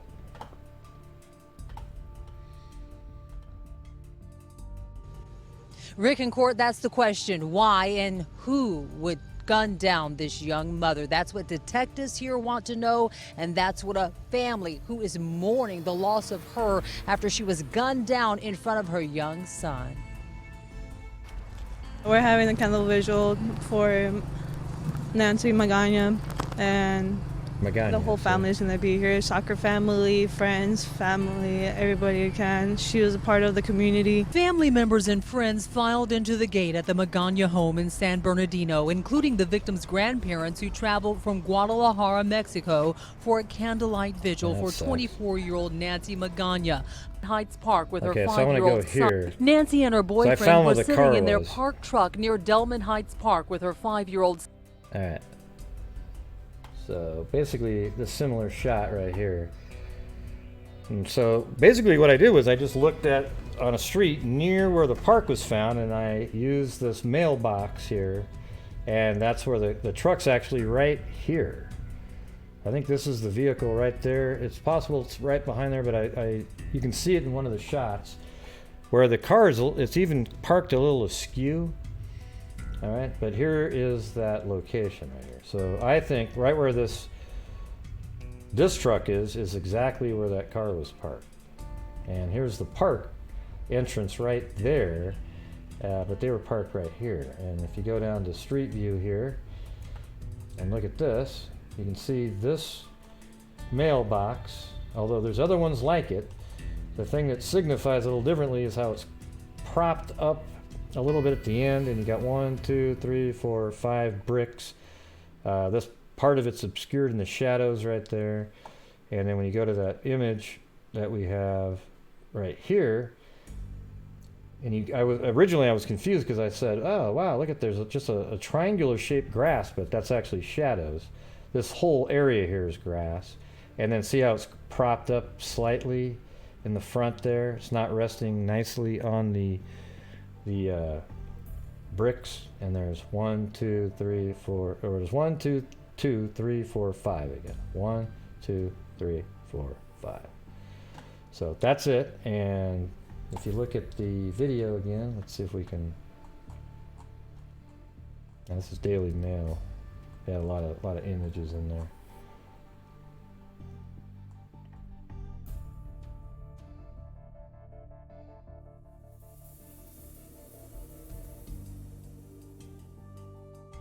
Trench. And that's what's most frustrating. Her sister Maria telling me after school volleyball son and boyfriend after a day of fun at Dave & Buster's. Do we know anything? No. Look at Delman Heights Park in San Bernardino, just 3 blocks from her house. She was there with her 5-year-old son and boyfriend. Oh wait, so wow, I didn't hear that. So only 3 blocks from her house, you're gonna pull over your car and sit in it? And look at, here's another thing too, is she was driving his truck. Like, did he have too much to drink? You know, I sort of wonder, did he, you know, I have to admit that I think that it's possible that the boyfriend, because the story is that at 2 in the morning they're parked there, somebody comes up to the window and shoots her and kills her while he's sitting next to her in the passenger seat, and the 5-year-old's in the back. Well, here's a scenario. The 5-year-old's sleeping in the back. He's had a couple drinks, that's why he's not driving. They're getting in this huge fight. You know, something weird happens. He has a gun. He goes over near the driver's side, shoots her, then throws the gun somewhere, or maybe deposited the gun somewhere, because who knows when the shots happen compared to the when the shots happen compared to when the 911 call was made. 2 a.m.? Seriously? So maybe he shot her through the window. He gets out of the car and just goes boom. And, you know, maybe that's why he didn't get hit by a bullet either, right? And then he goes and sits over there and makes it seem like, oh yeah, wow, somebody showed up, but he goes and hides the gun. So they're not looking for a gun that he had. He just claims some weird, you know, person ran up. Okay, that's a possible scenario. Because it seems strange to me that, now that I didn't even know that part, that it was just 3 blocks from their house. That's crazy. So you're going to be up at 2 in the morning with your 5-year-old kid parked on a side of a street. Yeah, that makes a lot of sense, everybody. Let me see if I can find the shot where... What's this? That's not even... Is this an ad first or something? Hold on.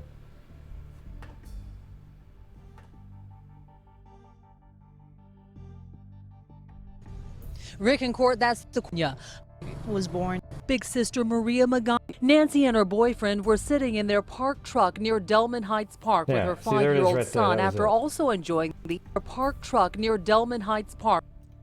It looks like it's askewed on the road. It's not like straight. You see how it's the back of it? It looks like the front is on the curb and the back is out a little bit. With her 5-year-old son after also enjoying the evening together at Dave & Buster's when police say around 2 a.m. Saturday someone walked up to the truck at 30th and Flores and opened fire. Oh, wait, crap. I could just see it there for a second. Opened fire. Well, that one looks like it's straighter, but... Hitting Nancy, who was transported to an area hospital where she died. Her boyfriend and 5-year-old... Yeah, look at right there. That's the back tire, and that's the front tire. I don't know if that's... Maybe that's not the correct... No, it is, because they're looking through it. Not And look, the lights are on even. Gunfire. Nancy's family says she was a devoted. Nancy, the gun were not injured in the gun. So look at that car isn't even really on the curb. It's kind of in the middle of the street. So it's not like when they say, oh, we just, after dinner we drove over and we parked and we're just talking and then somebody came up and shot her. Okay, is this where she ended up driving after being shot maybe? Maybe they were parked at the park and she drove here with a gunshot wound. I don't know, but this car is not parked. And as a matter of fact, you know, it's kind of interesting. You guys will laugh at me, but look on the ground here. Nancy's family says she was not injured in the gunfire. Nancy's family says she was a devoted mother who just 2 weeks ago started a new job as a math teacher at Del Vallejo Middle. Yeah. So she had just became a teacher, her lifelong dream, 2 weeks prior, and then she gets gunned down. I mean, it's just bullshit. All right, yes. See on the ground here, these little. It's almost like road patches. Well, you can see those on Google Earth. I mean, right here, look. So I was actually looking at those too to line things up, and that actually worked. I could see the exact ones that were in there. That square one right there, I think that's the one you see right here. And then you've got this one. And let's see, where was that? Right there. And then it's kind of at a lower angle. But I think you see this one and then the squareness of that one. But yeah, it was kind of interesting. Yeah, the tar lines on the ground. There's always little clues in images. Sometimes it takes a long time to find the clue, but the main one in this case was just having this mailbox right here with the 5 stones, it being on top, and then a little skewed light underneath it,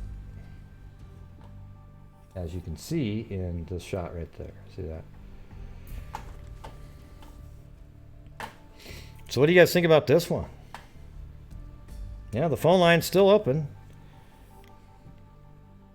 I guess I gotta get more interesting topics for you guys.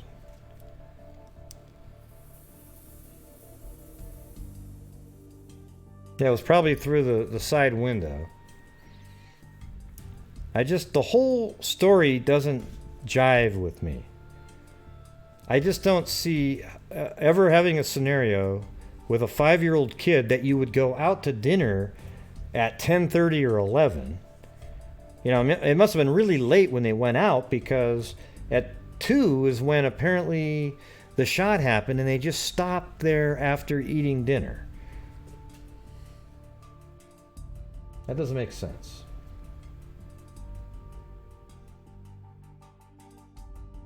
For a candlelight vigil for 24-year-old Nancy Magana, a vibrant, loving young mother and teacher. They asked us to bring quarters as of 1994, where the year she was born.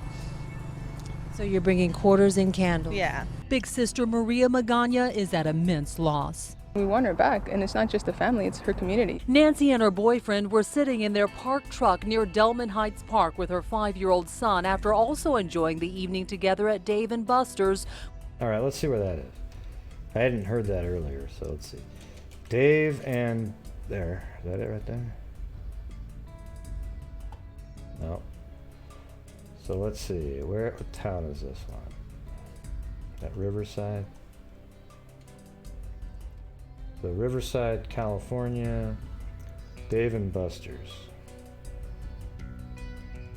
Well, it doesn't sound like there's one. Let's see.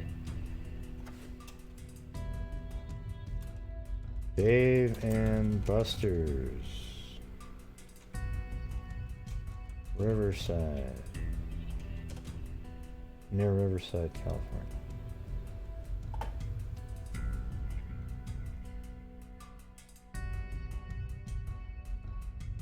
Alright, what town is this again? Where the hell am I? Somehow I got way discombobulated on Google Earth. Alright, there you go. So that's the only Dave and Buster's in the town. How many miles is that one?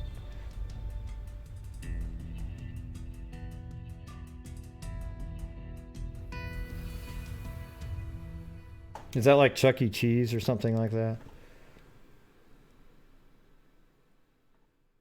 No, I got the right spot, Donna. Thanks. All right, let's see. Let's see. So let's get the miles here.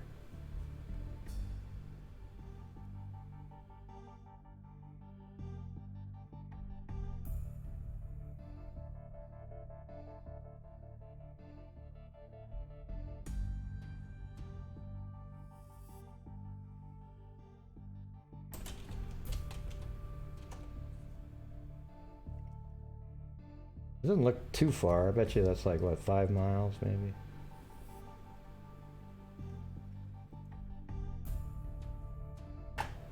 Might be more than that. It's 13 miles. So 15 miles. You know, probably if you drive it, because you have to go down different streets and then take a right. It's not a straight line ever, so.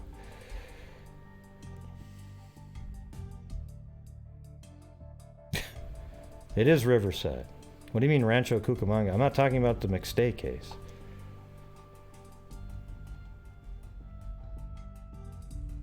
Well, let's do this one. How about this one? Dave Buster's near... Maybe there's another one near San Bernardino, because that's what they were mentioning. Dave and Buster's near San Bernardino. So that's the same one. So there's only one Dave and Buster's in the area. That's it. I guess we could do Buster's in California and then stop it before it gets too nutty. Yeah.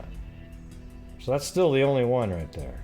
That's the only one anywhere near where the truck was found. And also, since they only live 3 blocks from where the truck was found, that would be the nearest one to their house, right?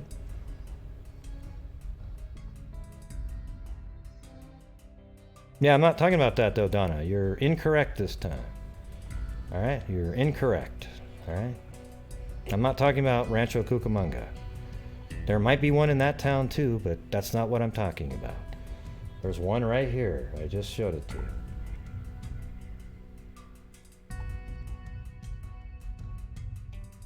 Jesus, what's wrong with you? It's amazing.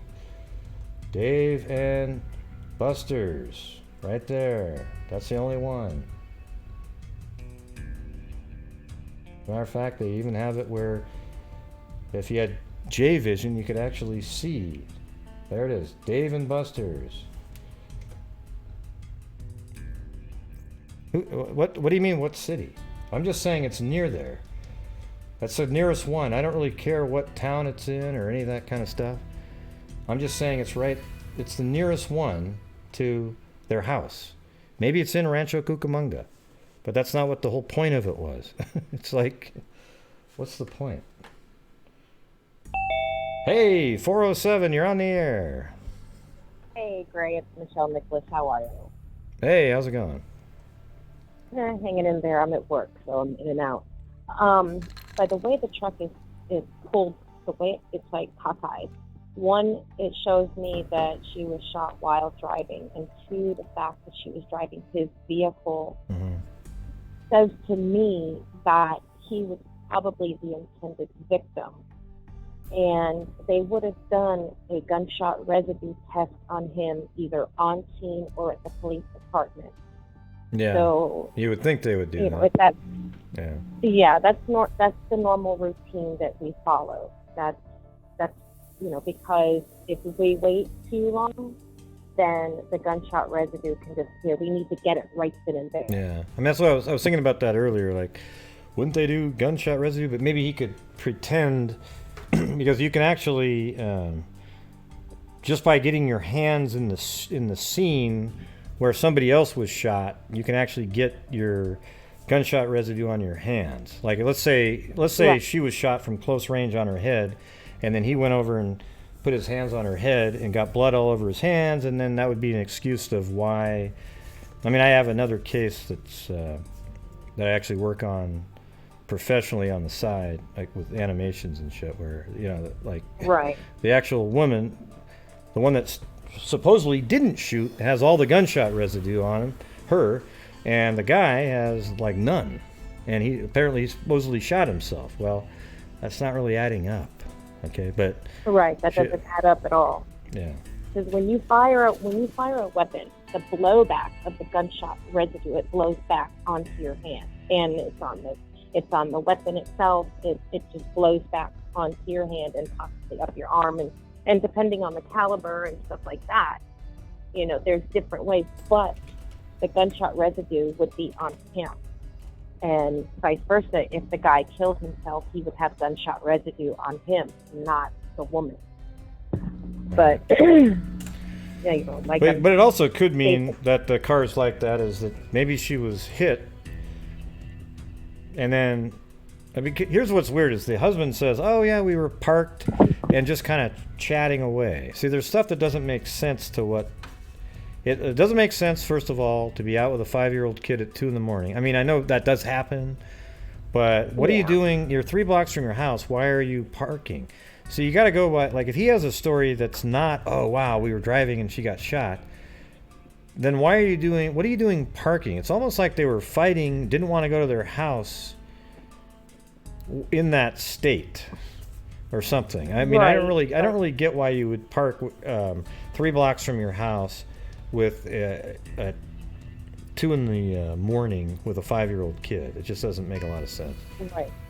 Yeah, that doesn't make sense. And the news probably has it screwed up. They always tend to add in or whatever, but by the way the truck is pulled, the way it's cockeyed, unless he said that we were parked, the way it's cockeyed and going down, you know, if she was only 3 blocks away from home and they're in a residential area at that time of night, and you can see there's other cars parked on the sides of each of the roads, she was probably going slow, and when she was shot, that's when, obviously, or to me, the way it looks, is when it veered and you know. And it could be something like that. It could also be where she was you know, sometimes if you're shot and you're not dying right away, you still drive for a little bit. Like maybe they were at, I mean, if you look at the map, the park is literally, gosh, I mean, I'll just tell you the feet. It's not even far at all. So you could be in the parking lot of the park and then drive a total of, gosh, I mean, this is going to be 289 feet. So not even 100 yards. And, you know, maybe she was just like, and then kind of slumped over. I don't know.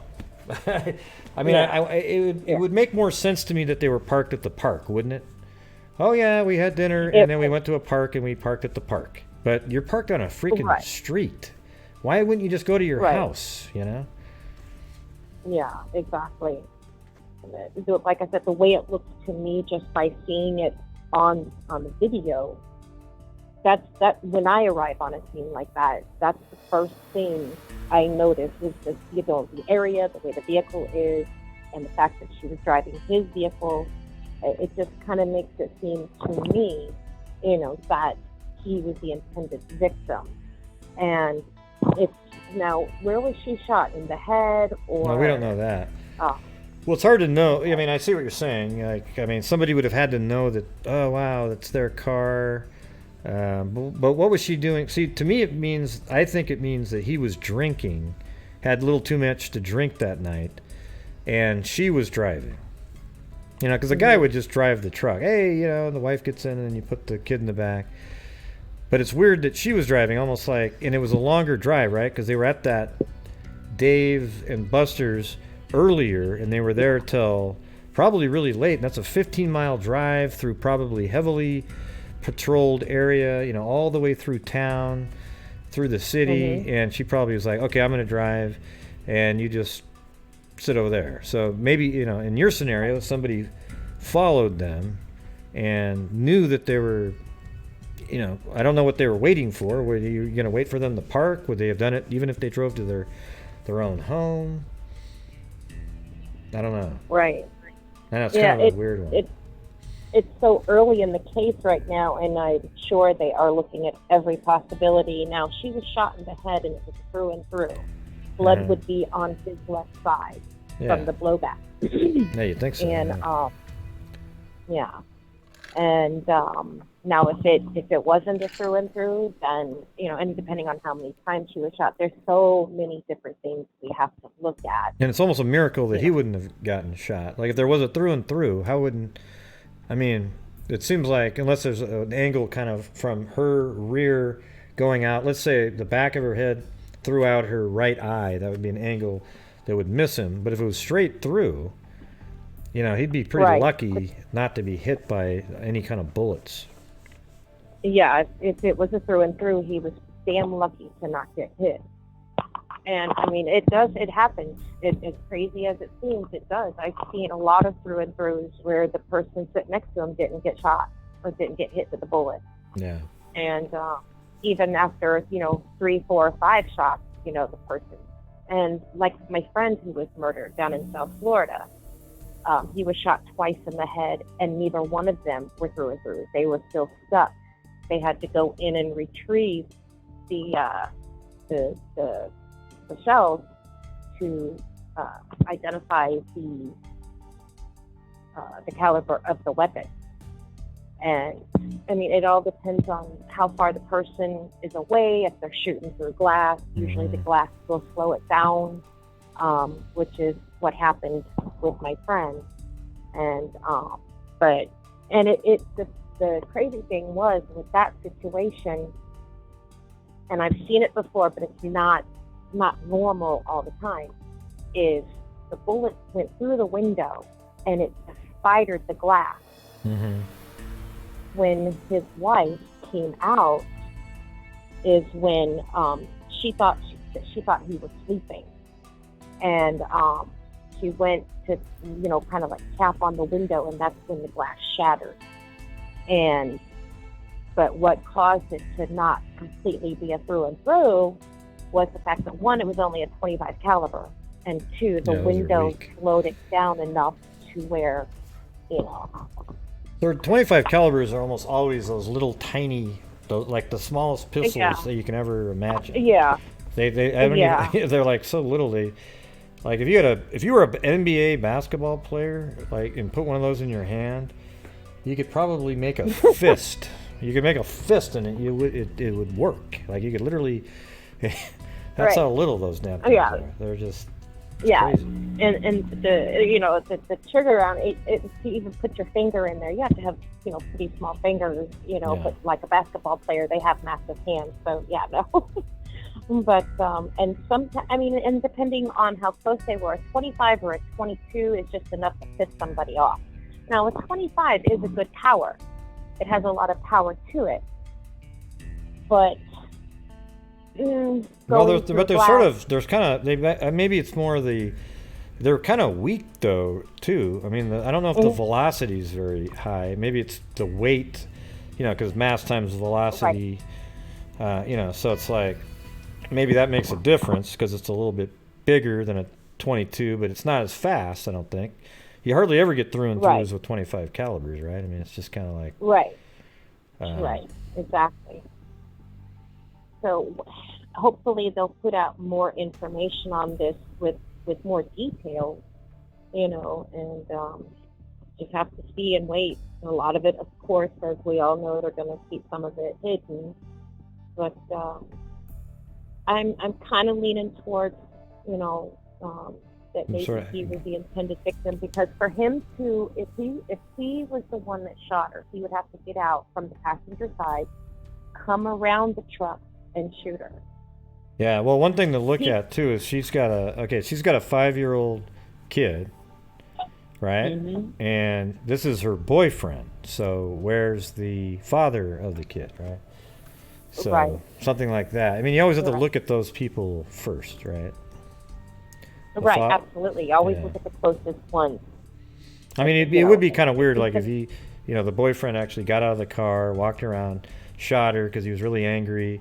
I mean, here's how it would really work. See, the reason I'm thinking, the scenario that I was thinking was, okay, he's had too much to drink. He's really pissed off. That's why she's driving. He's pissed. Something happens. They get in the fight, and then he ends up killing her. But you wouldn't have thought at that point, the heat of passion part would just be, you shoot her right away. You wouldn't walk outside the car, walk around, shoot, then run away with the gun and do all. You're not really thinking of all that unless it was premeditated. Okay, now if somebody else was tracking her down, maybe they just, I mean, in that case, she was driving, and I guess that person would have just went to the other side of the car if they actually were trying to kill her specifically. Hey, good night, Wicked Gaming. They were trying to kill her. It's, basically like what I always tell some of my texts and stuff. It's 6 of one, half dozen of the other. So yeah. But the 5-year-old, if he was awake, which I'm going to lean towards the fact that he was asleep at that time of the morning. Mm-hmm. But if he was awake, they can, he's old enough to know what happened and remember what happened. I'm praying to God he wasn't awake, to see that. But, some kids are excited, but I know with my kids and my grandchildren, as soon as they get in the car and I'm driving, they're asleep. But don't tell that to people in the Justin Ross Harris case. Every time you tell them, hey, if you have a small child and you put them in your car, they're going to be jumping around and bouncing around for a long time. And there's no way he wouldn't have noticed that, So the thing is that's not necessarily true. Some kids go to sleep almost immediately. As soon as they're in their little chair, they sort of have this setting thing that I remember in there, just sort of like, oh yeah, I'm in my chair. Out. Yep, exactly. Or they're already asleep and you have to put them in there sound asleep. Yeah. So what is it? What do you do again? Aren't you some kind of like a tech of some kind? I am a crime scene and death investigation, which is basically a media legal investigator. I do everything. I do hold a police academy. I had to go through the police academy, a 6-week training course. Mm-hmm. I am armed at all times, but I started out when I first finished my bachelor. This is years ago. Mm-hmm. I was actually profiling, and I've been profiling this whole time too. I do everything because I'm one of those people that could not stop going to school, and I still can't stop going to school. Yeah. On top of everything else, I'm also a licensed cosmetologist.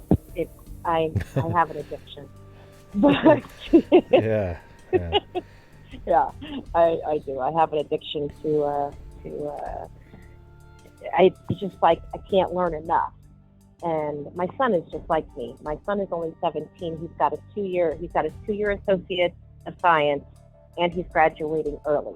Well, it's always good to learn new stuff. I mean, I'm always trying to learn, I like teaching myself stuff. It's pretty easy now with having YouTube. You can learn almost anything. Yeah. I'm sure there's almost nothing you can't learn on YouTube if you it's not, sometimes it's not all fun and that kind of stuff, but there's courses. Like you could actually take a 40 course class and go through the whole damn thing and learn it, or you don't have to do it and you won't know it.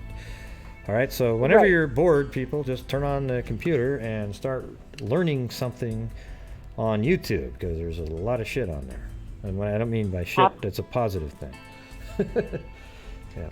You know what's funny, speaking of that, is back when my son was like 11, he had his iPad, and he taught himself how to speak fluent German within a month and a half.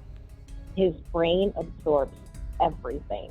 And in a month and a half, just on his tablet, that's what it was, he was on a tablet, fluent German. Mm-hmm. This child is amazing. So yeah, absolutely. Anybody can, pretty much learn a lot of things. And I admire you. are fabulous at everything you do. You. Oh God! You really Okay, now they're gonna think I paid you too. Forget it. Okay. Sometimes you piss me off, but hey, that's okay. You're so mean. But no. That's right. That's right. I'm so mean. Yee. No. I guess I have to put myself in jail now. So, thank you. No, you're basically just a low tolerance bullshit kind of person, and that's the way a lot of people are. I'm the same way. It's like, look, okay, this is what it is. Don't try to tell me something else when I already know what it is. So sit back and shut up. Yeah.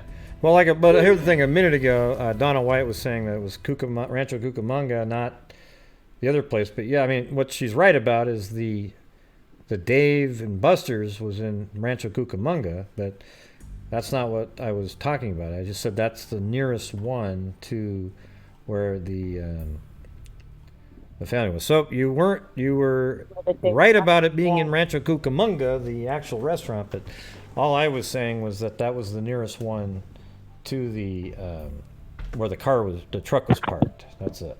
Right, but to the residence, exactly. And I mean, if that's the closest one, I wouldn't drive another 10 miles to go to another one. I'd go to the closest one. That's a normal thing. You just go to the closest one. Like, I'm not going to drive 20 miles to go to McDonald's when I've got one right here.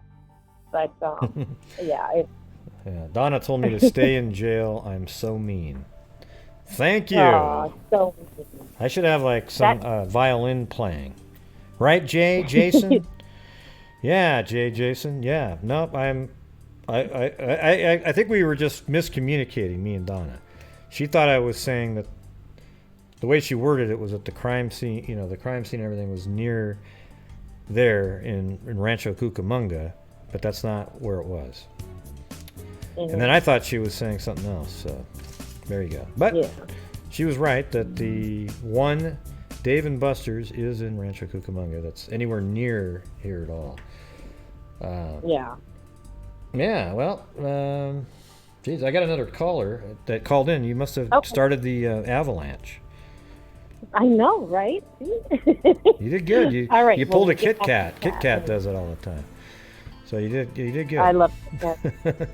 All right. Well, I love everybody. I really do. But I've got another coming in that I have to get ready to process as well. But I'll still be in and out of chat. So. Okay. Well, have fun. Do what you're doing. All right. Okay. Talk to you later. Thanks for calling. Bye. All right. 304. You're on the air there. I'm not sure that you'll even be able to hear me. Can you hear me? I have terrible service. Can't hear you. Man. All right. Okay. So I agree this is this is Cairo, by the way. I agree this is an odd situation, but I have a friend in Riverside, so I called her and asked her a couple of questions. Mm-hmm. And the common consensus with her and her people, which means nothing, is gang violence is rife. Riverside is lousy with gang violence, and I looked up the statistics. It's actually more dangerous than LA, Fresno, Long Beach. Like, it's really bad. Mm-hmm. And this is the type of thing that, not to hit the buzzword MS-13, but this type of shit they do. Just a random one shot. They're not going to stick around and kill everybody. They just need to get that bullet in to get. Like I said, I don't know if I believe all that, but that's what a local said. So yeah, just figured I'd throw that info. I don't know about that either. Could be. I mean, it just looks. I mean, this neighborhood doesn't look too bad where this is, though. I mean, although the streets haven't been redone, but you look around, it looks kind of. I don't know if you can see that, but it just looks beautiful California. Yeah, man, what's going on out here? There's nothing right here. I guess they haven't built anything over here yet. Well, I'll take it back. But yeah, I mean, it's just right here. I don't know. To me, it seems something's not right about how the story is even being told. So I'm having a hard time jumping over to anything related to gangs or anything at all. Until I agree. And then if it does go over to gangs, I won't be covering it. I don't really like to do it. It's not interesting to me. It's sort of it's just weird shit that goes on, and until law enforcement or whatever does anything about it, it's always going to be the same. Yeah, there's too many red flags, like 3 blocks away from home, pulling over in the middle of the night. I don't think that is gang violence either, but I just figured I could reach out to somebody that actually lives in that city and ask them what their thoughts were. Yeah. So, no, I yeah. think that's, it's good information to have in the background. Could be Yeah, a it's possibility. just weird. I mean, I wonder where she I lived don't know. here. 3 blocks away. Go ahead. Well, she just lived 3 blocks away, so it could have been, I don't know what street. I wonder if you go down the street, was this heading towards her house? Because she was parked going this direction. So it'd be interesting to know what her address was. Yeah, I don't know. I don't think it's gang violence either. I don't know, man. Something weird's going on. Something super weird. Yeah. But I agree. Something weird. That's something weird. Really that's creepy. That's all I was calling for. It was just to tell you about that. So yeah. But all right. So there's another caller right now, right? Correct? No, there isn't another caller, but that's all right. It doesn't matter. It just whatever. Is that your? That's the only, like, you're gonna get the hell out of Dodge whenever there's a caller on hold. Is that it? Yeah. Yeah. Well, hey, just so you know, that bet we made, I'm sending it in pennies. You're getting pennies. I promise you, you're gonna get a box full of pennies. Well, because this all came from when you said earlier, you go, oh yeah, look at that. I would recognize that guy. And I go, really? And I cut the head off of the same picture, and then I sent it back, and I go, really? Who's that? Yeah, and I do agree with you that he looks like, if you added all the face and the body together at the same time, then it looks like you should be able to discern who it is, and then combine that with the other image. You should be able to tell who that person is. But just the face alone, you can't tell who that is. The thing about that is that case, dude that was working on it put up a Facebook page, like trying to get it out there, because it was in New York. He was trying to get the information out there. Put up this Facebook page, and he said for the first time in his entire life, somebody requested the page to come down. Why? Exactly. Probably because they recognized the person and it was somebody they love. It's just the whole thing's weird. I just don't understand why. If that was my brother or even somebody I know just passing by, I would be able to tell, I feel. I mean, obviously I don't know that because I'm not in the situation, but I feel like I would be able to recognize it, and I'd at least, alert the authorities even if I'm wrong. It's in New York City, man. How is that not? Someone knows this guy. It's crazy. Yeah, or maybe because it's New York City, he isn't recognizable. He looks like 1,000 other, Yeah. I mean, there might be a lot of people that have that. I mean, there's 20. How many people live in New York City? Too many. Yeah, isn't it 15 million or something? I mean, it's just some ludicrous number. So he might look like a lot of people, and also people are nervous in a city that's not really huge but has a lot of people to then point fingers at somebody, and then you become sort of a witness, and then you're in trouble. You know what? Thinking, I never thought about it like that after you said that, though. How Delphi was inundated with just the worst amount of false leads. I bet it's even worse in New York. Oh yeah, I bet they're dealing with so many false leads. You probably have the same ratio, but with 50,000 times more people. Yeah, it's crazy. All right, man. Well, I just wanted to call and give you my intelligent friend that is intelligent because she lives in Riverside, California for some reason. Yeah. But yeah, so that's all. I'll let you go so you can continue on. All right. Well, thanks for calling in and killing some more airtime. In a good way. Yeah. Kill time. I mean, I'm not going to let you just end the show. Come on, man. I'm trying to do paperwork. I need something here. Yeah. All right. Well, thanks for calling in. Talk to you a little bit. All right. See ya. All right. Let's see. Yeah. So Magnetic Island said, I've never caught a live. Missed this 2, been watching your Kenneka Jenkins videos from a year ago. Now I understand why you're so mean and lock yourself up. Yeah, I guess so. That's why people think, oh, you're so mean. Well, the thing is the Kenneka Jenkins case showed me how stupid a large portion of people in society are. Okay? Like, literally just, wow. Are you kidding me? You actually think that? And so after dealing with that, and I'm literally just putting out factual videos, one after the other, debunking everything so completely that you'd think that it would change minds of some people. But instead they just moved on to another excuse. It was unbelievable. You know, like this one. I think somebody commented the other day, you know how there's that one bag and it's filled with like sheets and towels, and they go, look, that's a body. And I go, well, it can't be because Kenneka's walking around over here, you know, something like that. And then you go, well, I agree, it's not Kenneka's body, but they're obviously wheeling another body around in the hotel. The hotel's filled with them. Okay, and that's when you just go, oh, my God. Please never serve on a jury, ever in your entire life. Yeah. Yeah, the whole body farm, well, it was really, they were trying to take a kidney out to give it to Selena Gomez. Okay, because she did get a kidney out. Well, how about this? And they go, look at that scar on Kenneka's stomach. That's where they took the kidney out. And I go, oh, so they took it out like 6 years ago? Is that what you're saying? Because scars don't just appear. You cut somebody open, then you have to sew it up so that it heals again, right? It doesn't make a shiny scar in an hour. All right? That doesn't happen. But there we go again. Oh, didn't she have one of her organs removed?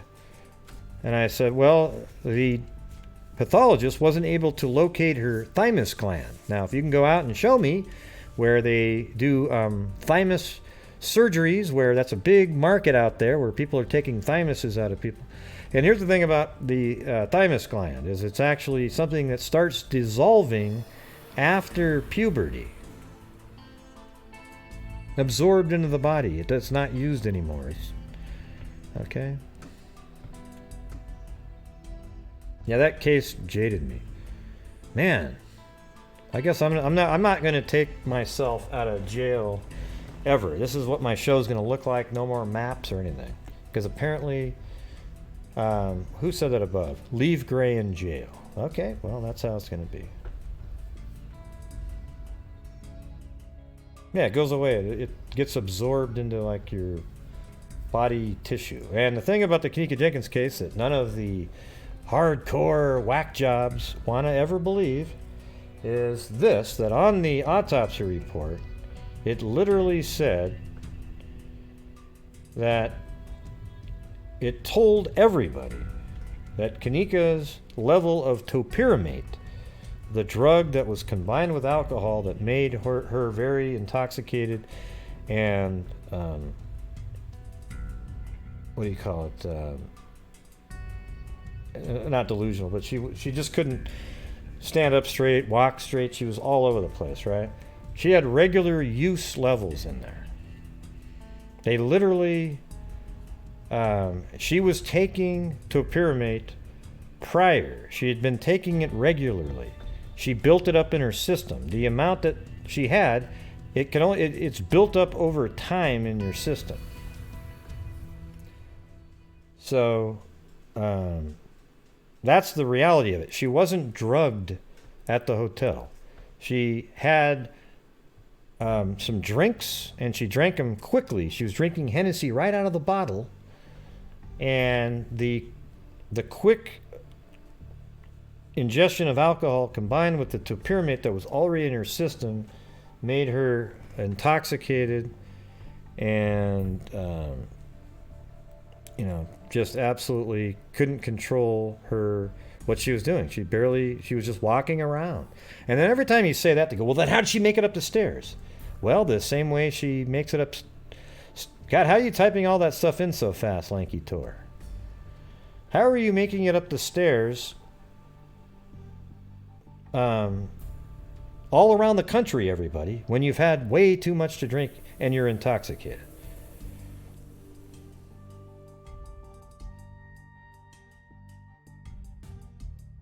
Her mother said that her and Kanika were lightweights too.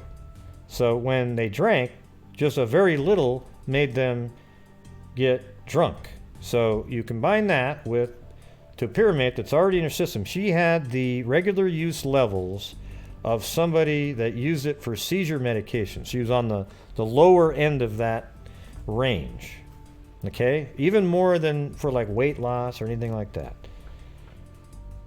I think that case was the most obvious case I have ever seen, made complicated by a bunch of people wanting views on YouTube. It was unbelievable. And the weird part about it is that's why I made so many freaking videos on it. It was because there was so many people, and they're still out there, selling absolute garbage to people who want to believe something because they just want to believe it.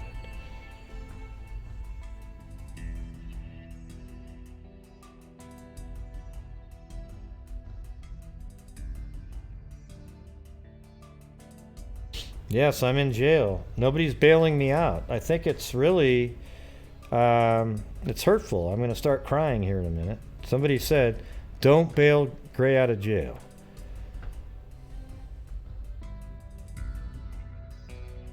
Yeah, I don't know. I'm not going to lump religion into that. This is something totally different. It's religion's been around a long time. There's things that happen that you go, But in the Kanika Jenkins case, you actually have videotape of all these different things going. And it really... Oh, well, Patricia, you weren't even one of the ones that said to keep me in jail.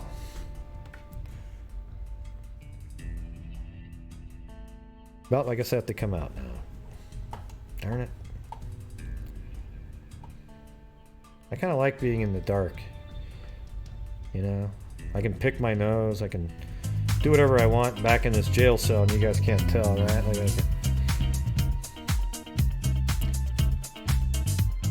Like oh yeah, you're in jail tonight. Whoa, my stomach just went nuts right there. You guys hear that? It went. All right. Anyways, I'll get out now. Thank you. I would have came out of jail anyways. I was just goofing around, but you made me feel bad. You said you wanted to keep me in the jail. Oh, jeez. Yeah, no problem, Magnetic Island. I still Send keep those having bars to do my it. way. I'm in jail tonight. Thanks, Patricia. And Cairo Al-Qadir. Yeah, that was so bizarre. You know, I still say there's like a 1 in a million shot at some kind of weird editing. That's what I've always said. In the upper kitchen, the only option there is in this whole case, which throws out every single thing, is that somebody got a hold, and there's no evidence of it. That's the thing. That somebody got a hold of the video and deleted 2 motions, and that would only be able to happen if you had the, I think I was saying, the local drive version, not the external hard drive version, which they were using. So it just doesn't work. Bubble Yum, the great Bubble Yum. Thanks, Donna. Get some bubble yum and be happy. Beaming face with smiling eyes. Yeah, who didn't like the great Bubble Yum, though? Come on. I even like the original, but I don't think you can still buy it anymore, right? Yeah, they stole her organs. Oh, boy, yeah. It's weird. They put her in the freezer for all those hours, but they forgot to go back in and get the organs that they wanted so badly. Yikes. Oh, and by the way, the black material on her fingernails, as I've said 1,000 times, but again, nobody seems to ever see it, was not the plastic bag that they said she was in. It was actually insulation from the pipes that you can clearly see on the 360-degree video. See, I haven't even talked about that case in how many months, guys? And I have it still memorized. I have all the entire external hard drive of all the surveillance footage. I put the entire thing together. There's nobody else. Everybody always goes, how did they not see her? Well, watch my video where I show where everybody was during Kanika's walk. You know what I should do is just play that right now, just so you can see how crazy it is. Watch this.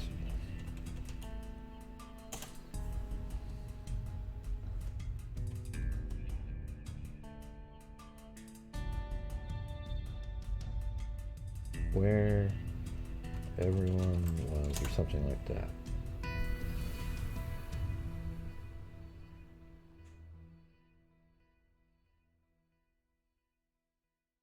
God, my stomach's just nuts. Oh wait, not have to do it like this.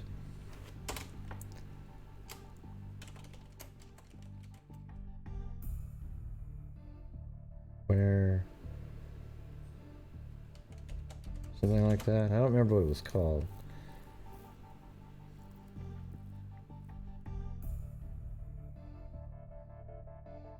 Yeah. The best one is where her friends were. Right? You watch that one and you see that her friends were looking for her for an hour and a half. But nobody seems to ever care about that. They just say, oh God, their friends were nefarious. Oh, look at somebody must have made a video about. Oh, Stu did. Oh yeah. Hey. Yeah, Stu made a video with my face in it, and he said, what's he doing looking around? That's why I started doing my robot. Oh, you can't see it. Hold on. Just a second.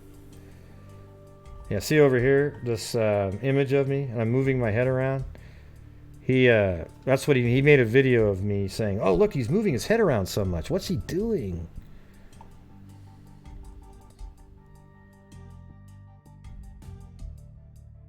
Oh, and then this guy made a whole video on me. What a crazy person that guy was. This is my original video that I had my face on it. First time ever, everybody.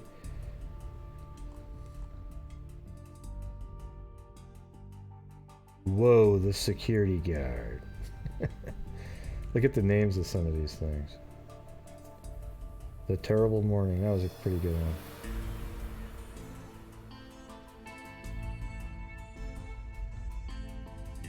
Wait, why am I on there again? That was on there twice. How come? Oh, Patricia... What, somebody else put that on there? Or is she linking it to me? Huh. Interesting.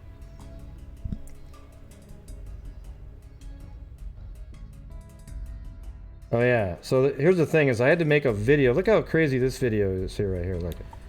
Okay, there's people that are asking me about this yellow object. Wait, what's that thing moving around? What's that thing moving around? And it looks like... I had to make a video explaining what that was. It had looked like it was on some, sitting... Like, I'm the only YouTuber that, after somebody would make another crazy complaint about a video... Like, there was one where they claimed that the friend was stealing a cell phone from the front desk, right? So I made a video showing that it was these guys reaching, they were handed a card. They didn't steal a cell phone. And they said, well, you didn't show the actual transaction of the card. But how come I'm held to that standard? Where these other people can just show you the crappy, stupid video of somebody being beaten up at an ice machine. And it's totally bogus. Slowed down, zooming in, panning around, moving around. And they're not held to the same standard. So the truth seekers have to have all this stuff lined up, ducks in a row, but all of the whack job, conspiracy theory, fake video people, they can just put out whatever the hell they want, and people go, oh, that's great, that's great.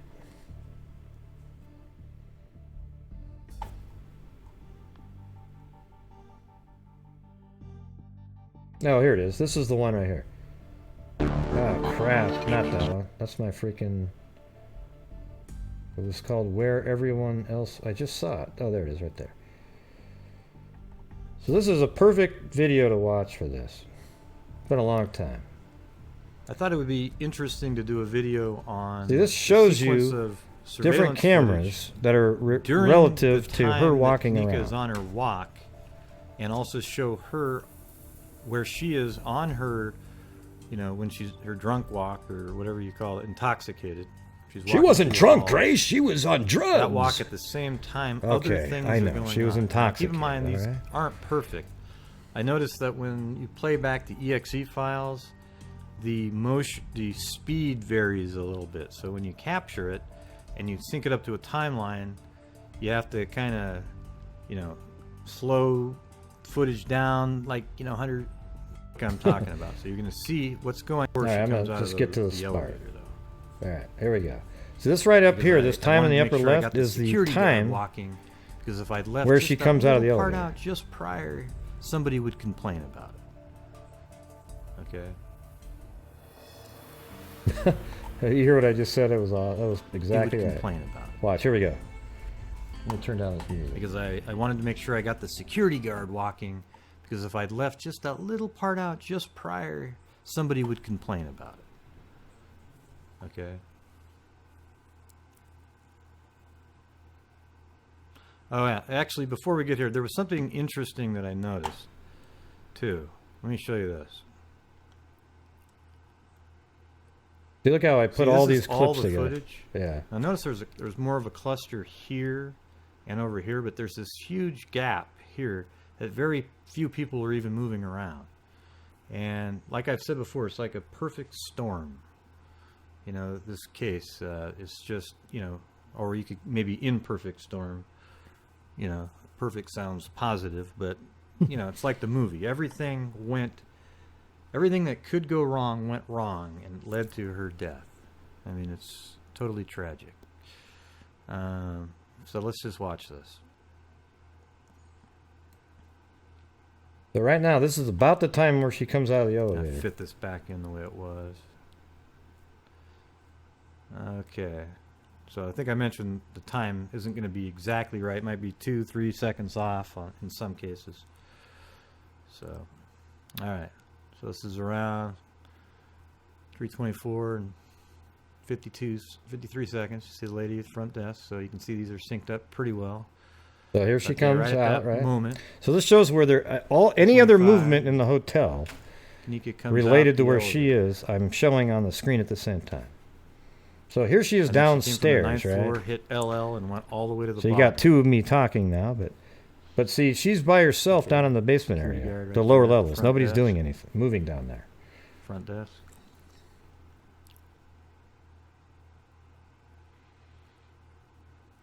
Okay.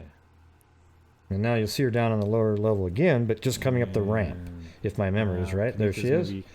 Coming up the ramp here. Yep, see, there you go. See, I remember all this shit because it's embedded in my brain. Keep in mind, this is the lobby. See these stairs right here? If Kanika went this direction, she'd be right here with all these people at this time. See, right there, she almost went up. Looks left, almost went left. Had she gone left, she would have ended up right here with all these people, and even might have even bumped into some people from the party. You know, I don't know for sure if these people were from the party, but yeah, there's a lot of people there from the party. I don't know if there was like 100 people or not, but she might have bumped into them. Okay, now she's continuing her walk. Goes. But look how there's very little motion at all in the entire hotel. Now, see that? She is. It's just nothing. Floor below, and there's nobody down there, so you can watch all the surveillance footage. It's on, you know, the floor above, right? And so that guy just walked by. Now he probably took a right and here. Those guys in that video went in the lobby area, but what they probably did was turn this direction. See, I even thought that towards the elevator. That's funny. Yep. If you watch that other video I made, the elevators are back in that direction. It's funny. I would tell it the same now, but probably a little bit quicker. So right now, there's just very little going on. I mean, look at how the lobby's really still, and right now, Kanika's down, walking in a hallway.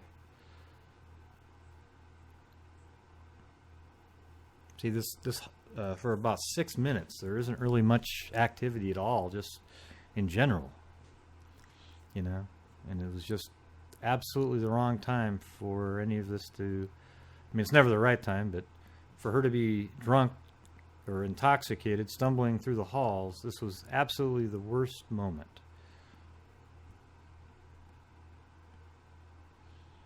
All right, so there's a manager at the front desk right there. Lower kitchen, and there isn't a soul around at this point.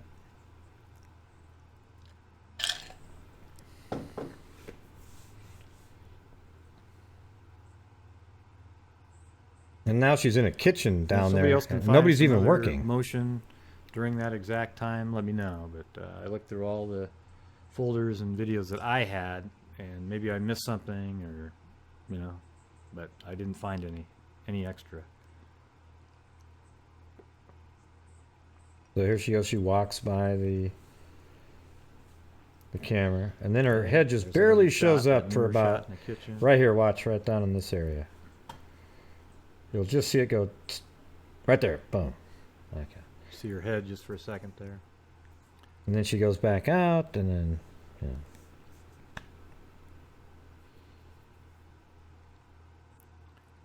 So now there's a gap here. This is when she is walking by those chairs in my other video. Okay, now here's the mom with the son with the neck pillow on. Except the mom and the kid, they actually make the right move. They go up into the lobby. You'll see it here in a second.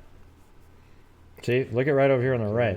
There's the mom and their child, right where Kanika was walking a minute ago. Doors after passing those chairs in the kitchen. But watch when they come up, they take a left and go up into the lobby. That's how close Kanika was to salvation, to freedom. I mean, to neck pillow. You know, and to this is what I'm saying. living. See how she takes a left right here?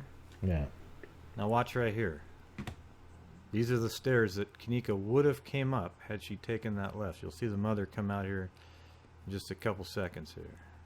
Because there's two, you have to go up two flights. Flight of steps this way and then like this. So she's going to come up.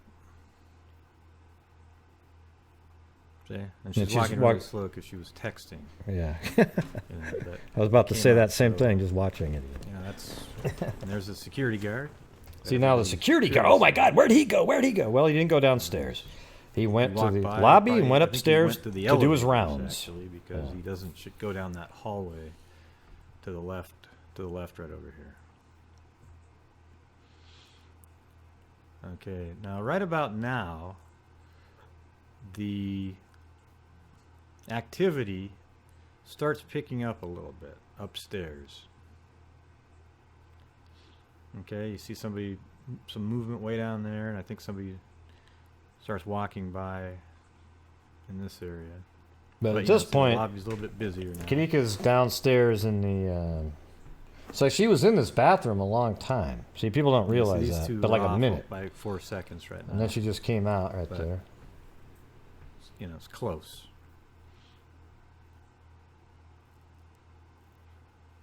And she's probably getting a drink of water because there's a drinking fountain around that corner. Oh, they're not that much, Raven, not much. Oh, wait, he's saying not much, so there is something. 56, yeah, about a second behind. All right, now here's Kanika. She's downstairs, walking. Look at her. She can barely walk because she's got to pyramid and alcohol in her system. Disoriented double doors was the term that I was looking for earlier. And this is when she makes disoriented.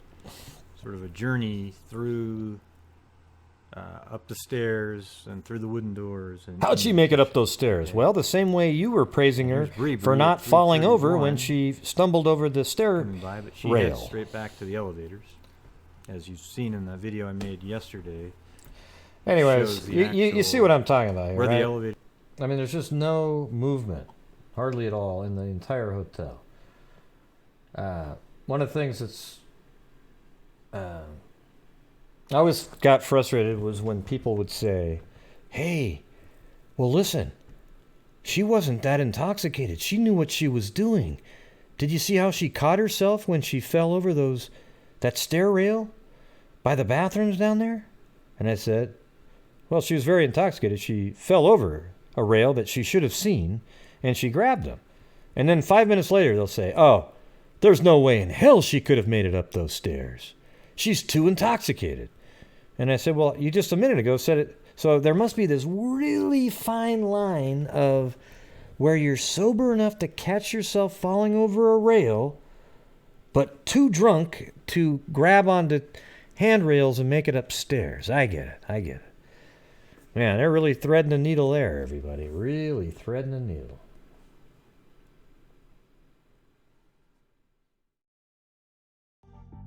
But seriously, every day I still get comments over and over and over again on those videos.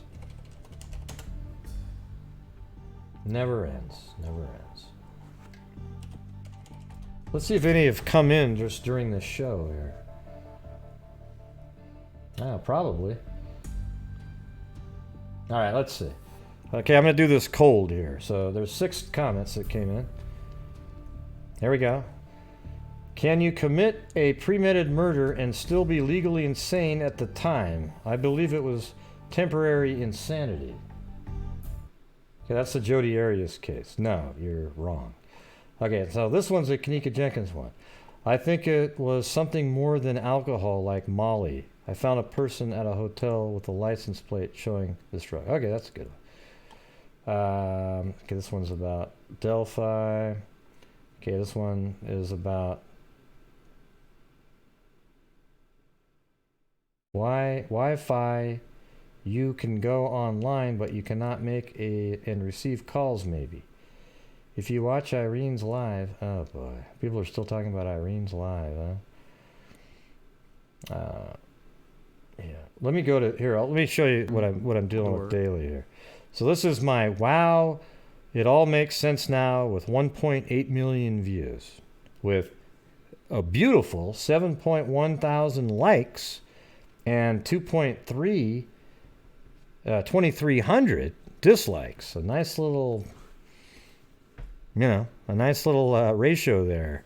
It means people will come back because they don't agree, and then people are going to be arguing. That's what YouTube actually likes that shit. So they'll come back and watch it again.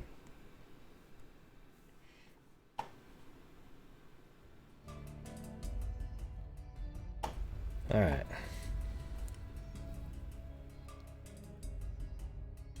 Now listen to this one. Here's my prediction. I think the party was going on and Kanika was in a different room with had to be guys. We didn't actually see her in the party room, just people guessing. Only the one person she was texting was the one person that knew where she was. She wasn't trying to have sex or do whatever they asked her, but they fought her and drugged her to knock her out, and either they put out the room or she got away, and she was trying to get away. The drug kicked in and combined with alcohol, and that's what had her unsure where she was and couldn't walk. She went into the freezer because we clearly see her on camera alone. It was dark. She sat down, passed out, of course, from the drug. Okay, so at least you got this part correct. Okay. But all the other stuff you just invented out of nowhere, all right? Nah, she didn't walk in there on her own. She was put there, and the freezer was not working. Some demon turned it on. That's absolutely incorrect. The freezer was on. The kitchen was unused. It was under construction. The freezer was left on to avoid the growth of bacteria and odor. Okay, that's the answer. Let's see. But in the video, she says her friend, she's not drunk to the person. Yeah, because that was prior to her having drinks. That was around 2:30 when it was actually closer to 3 when she was still having the drinks. Or not 3, excuse me. Yeah, closer to 3, right. Yeah. And she got drunk really fast and intoxicated. Definitely wasn't alone. Really? Give me some evidence she wasn't alone. Just anything. Just something. Anyways. Some people like it, some people don't. It was just that case. You can just tell right now I'm already getting frustrated again just thinking about it. All right, everybody. Anyways, where are we doing the flyby tonight? I'm going to get off here right now. I thought those were some interesting cases that we covered tonight, and I'm going to continue to follow the teacher case and then the other case involving Marilyn Joi Base. And then I guess we'll also be still following if they found anything else in the serial killer case of Arthur Ream.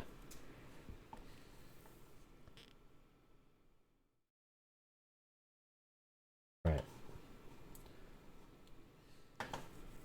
Where were we? Somebody mentioned a place to go earlier, but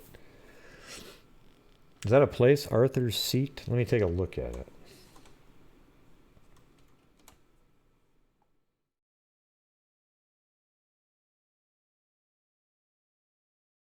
Yeah, that's kind of cool.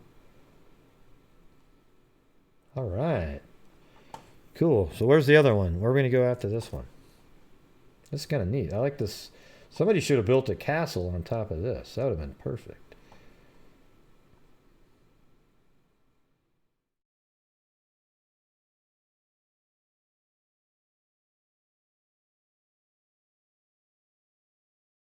Now let's see.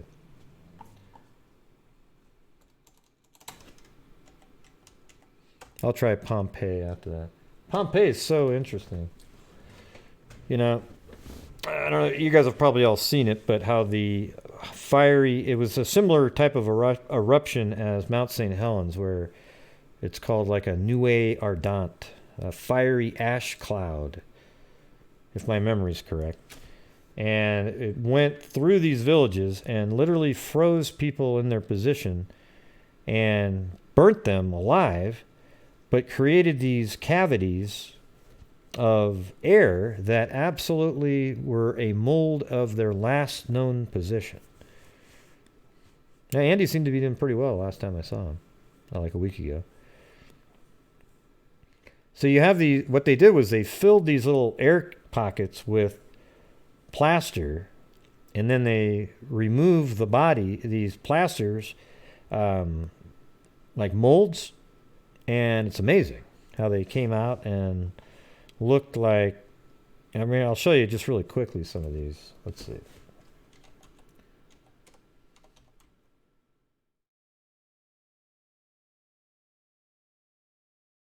I mean, look how wild this is. Look at this.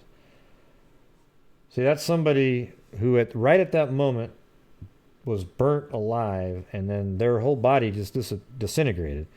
But it cooled this crust around them, and they were able to fill it, and it made the shapes of these people. I mean, look at this one. Look at that. That's exactly what you would do, right? I mean, look at there's clothing on the back, and they're just like, really in pain, and then they just immediately died there. I mean, look at all these people. It's bizarre.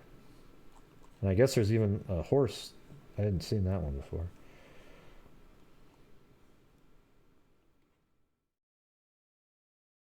Isn't that weird?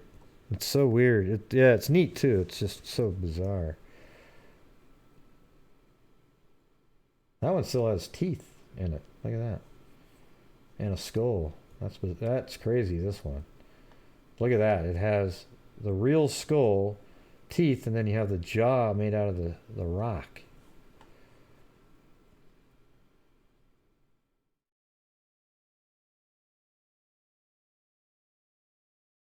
Now look at that, sad.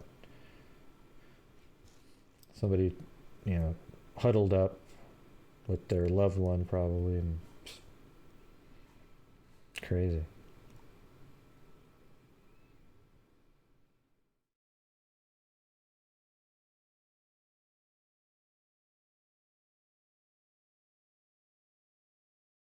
So weird. I mean, people just stayed so still like that.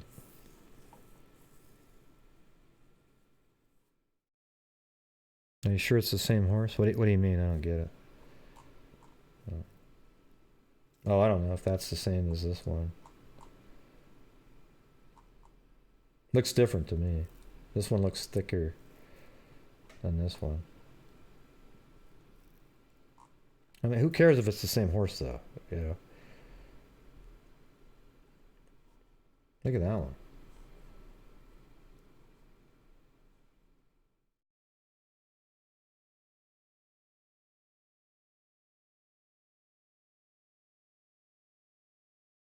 That person sort of like has their head up a little bit, probably looking over at their kid one last time as the crap comes in, covers them up, and wild. It's pretty terrifying, actually. And it's interesting to look at these people. They're these humans. They look like they're really modern.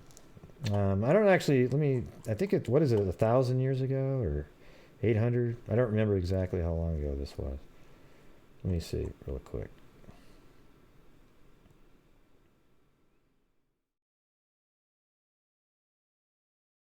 So 2,000 years ago, right? Yeah, 79 AD. So that was almost 2,000 years ago. Wow, crazy. And so you're looking at people, what they looked like back then. They looked like they were really well nourished, and they weren't really skinny people. They looked like they were healthy, except they lived in the wrong place, I guess. All right, so here we go. We're going to do the flyby now. Before we do the flyby, let me say thanks to the people that contributed to the channel in the super chats. Cairo Al-Qadir, Barbara Smith. Well, Cairo, he lost his bet. He did get a few, though. I'd say he got about 30%, we're saying, ahead. But Bart Simpson, I'm not sure that counts, all right? And then Barbara Smith, Kit Kat, Barbara Smith again, and then Slim Dog, Goldie Khan, Chester Marie, Patricia, who bailed me out of jail, and then Cairo also contributed to that, and then Donna came in and told me to get some bubble yum and be happy. Be happy.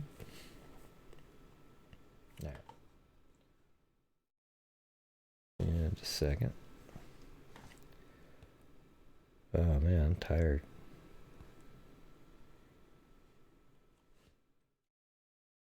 It's so quiet.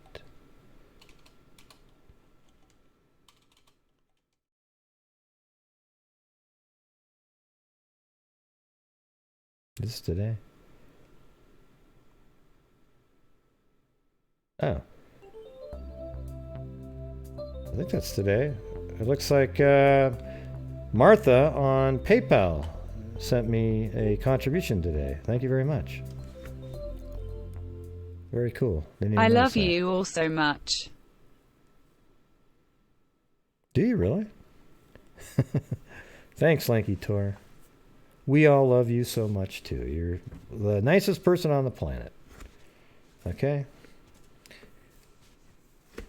That's all we can say. We don't have anything else to say.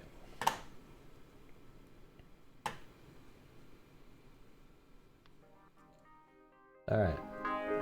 There we go. We're going to fly around on Arthur's Seat in Edinburgh.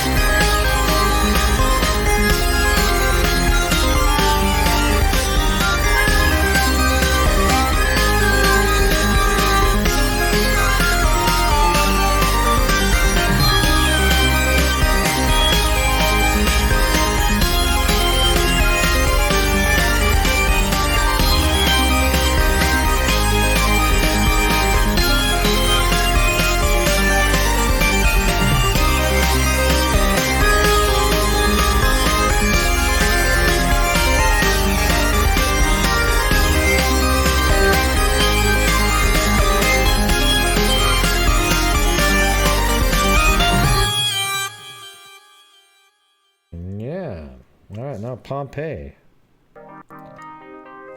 And that was... now I've already forgot the name of that.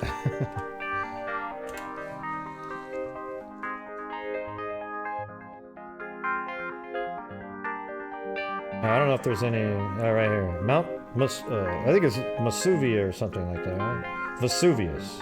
Oh, there it is. Yeah. Vesuvius.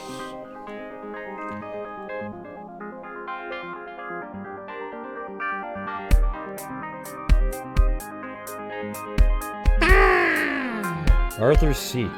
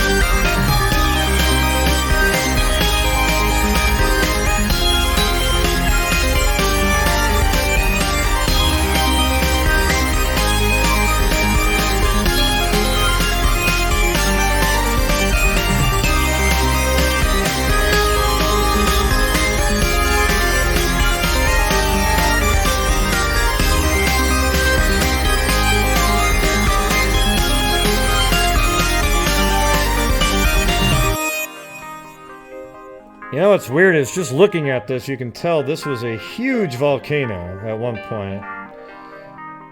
And I think this is from another eruption after that. Yeah. You know, just to pause that really quick. You can just tell, look at this. This right here probably was a mountain that went that high, and that's probably what killed all the people in, you know, the town below there. And this is just something that grew later. Another cone was developing, and that's probably from another eruption. This right here is nowhere near big enough to... But this, I mean, that is massive. Think how big that mountain was at one point, probably going up like this, and how much ground that is. I mean, that's just my opinion looking at that. Okay, so if that's not correct, let me know. But... So, anyways, back to the music.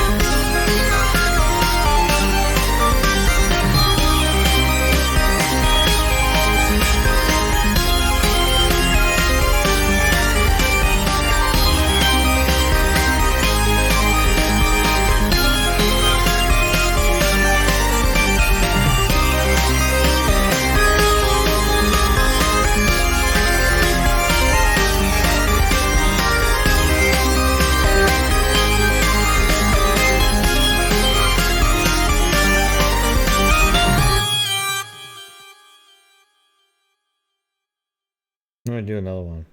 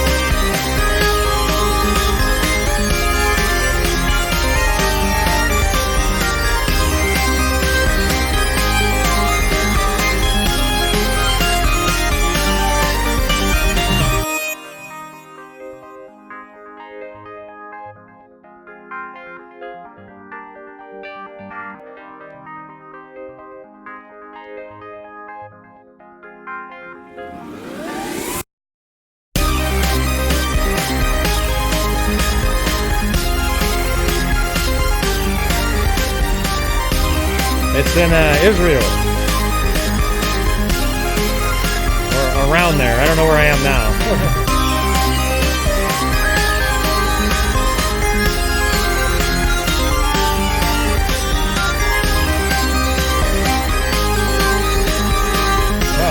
I am in Israel.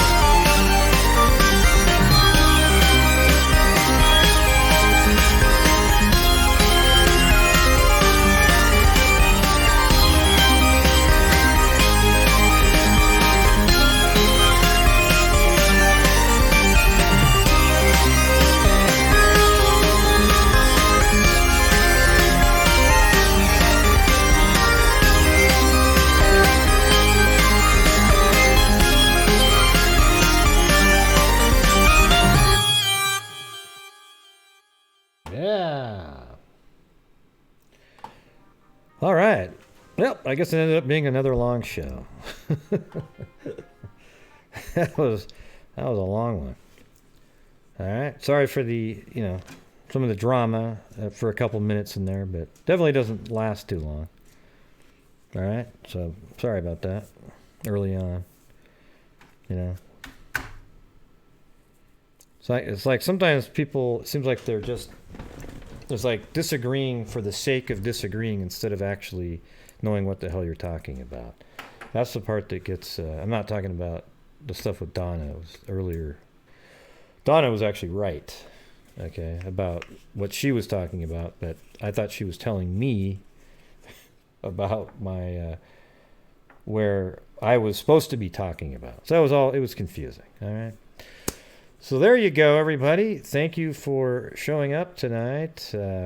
Covered 3 pretty crazy cases, and all of them we can continue to follow as there's new developments in the serial killer Barbarian case of Arthur Ream.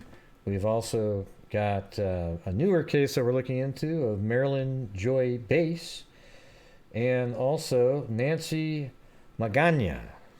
Okay, those are 3 cases that I think what I think I really want to do though is get way more information on the Marilyn Joi Base, the woman that was killed at an apartment complex laundromat, killed by who knows who. Keys were still in the ignition. She was abducted. Her clothes were still in the laundromat in the apartment complex. She nobody knew where the hell she was. Then an anonymous caller called in and said that they knew what the car looked like, that they witnessed it. They knew what the killer looked like. They drew a picture. They left the picture in a phone booth for the police. The police have never been able to contact that woman again. Then another anonymous caller called in and said they knew where the body was, and it was way up on a mountain in a deep ravine. So that person had knowledge of where the body was, and that was another female. So I'm sort of speculating that maybe the abductor actually had a female in the car too, and maybe she even felt bad later about it, something like that, or wanted to kind of turn in her husband, or not husband, or boyfriend, or whoever the hell this person is. It's possible, because the only way that the person would know that where the body was in a ravine would be if the person told her or she was there. Right?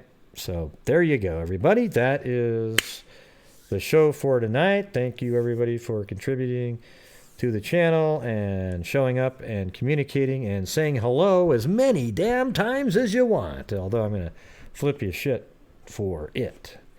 Although I like that you guys are all friends and chat. It's so cool. You guys are, it's just like what we call ourselves, the freak family, right?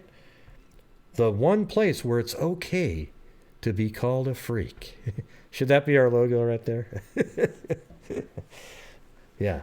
The freak family. Gray Hughes investigates where it's okay to be called a freak.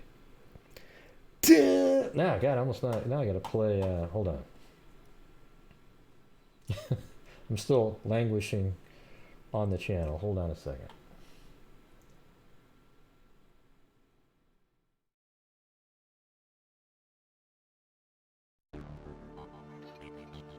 There we go. I'll end it with this one.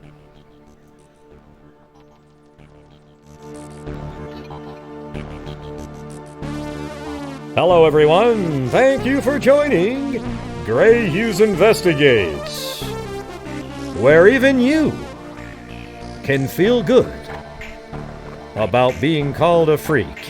Yes, you can feel safe at Gray Hughes Investigates because we are all freakazoids. Do you get called out every once in a while? Sure. Do you guys call me out sometimes? Yes, you do. That's just the way it is. All right? So when you're on this channel, just get ready for a ride of the Freakazoid family. And, as I've said before, from the green forests of the Pacific Northwest, thank you all for showing up tonight. And until next time, everybody. Be safe out there.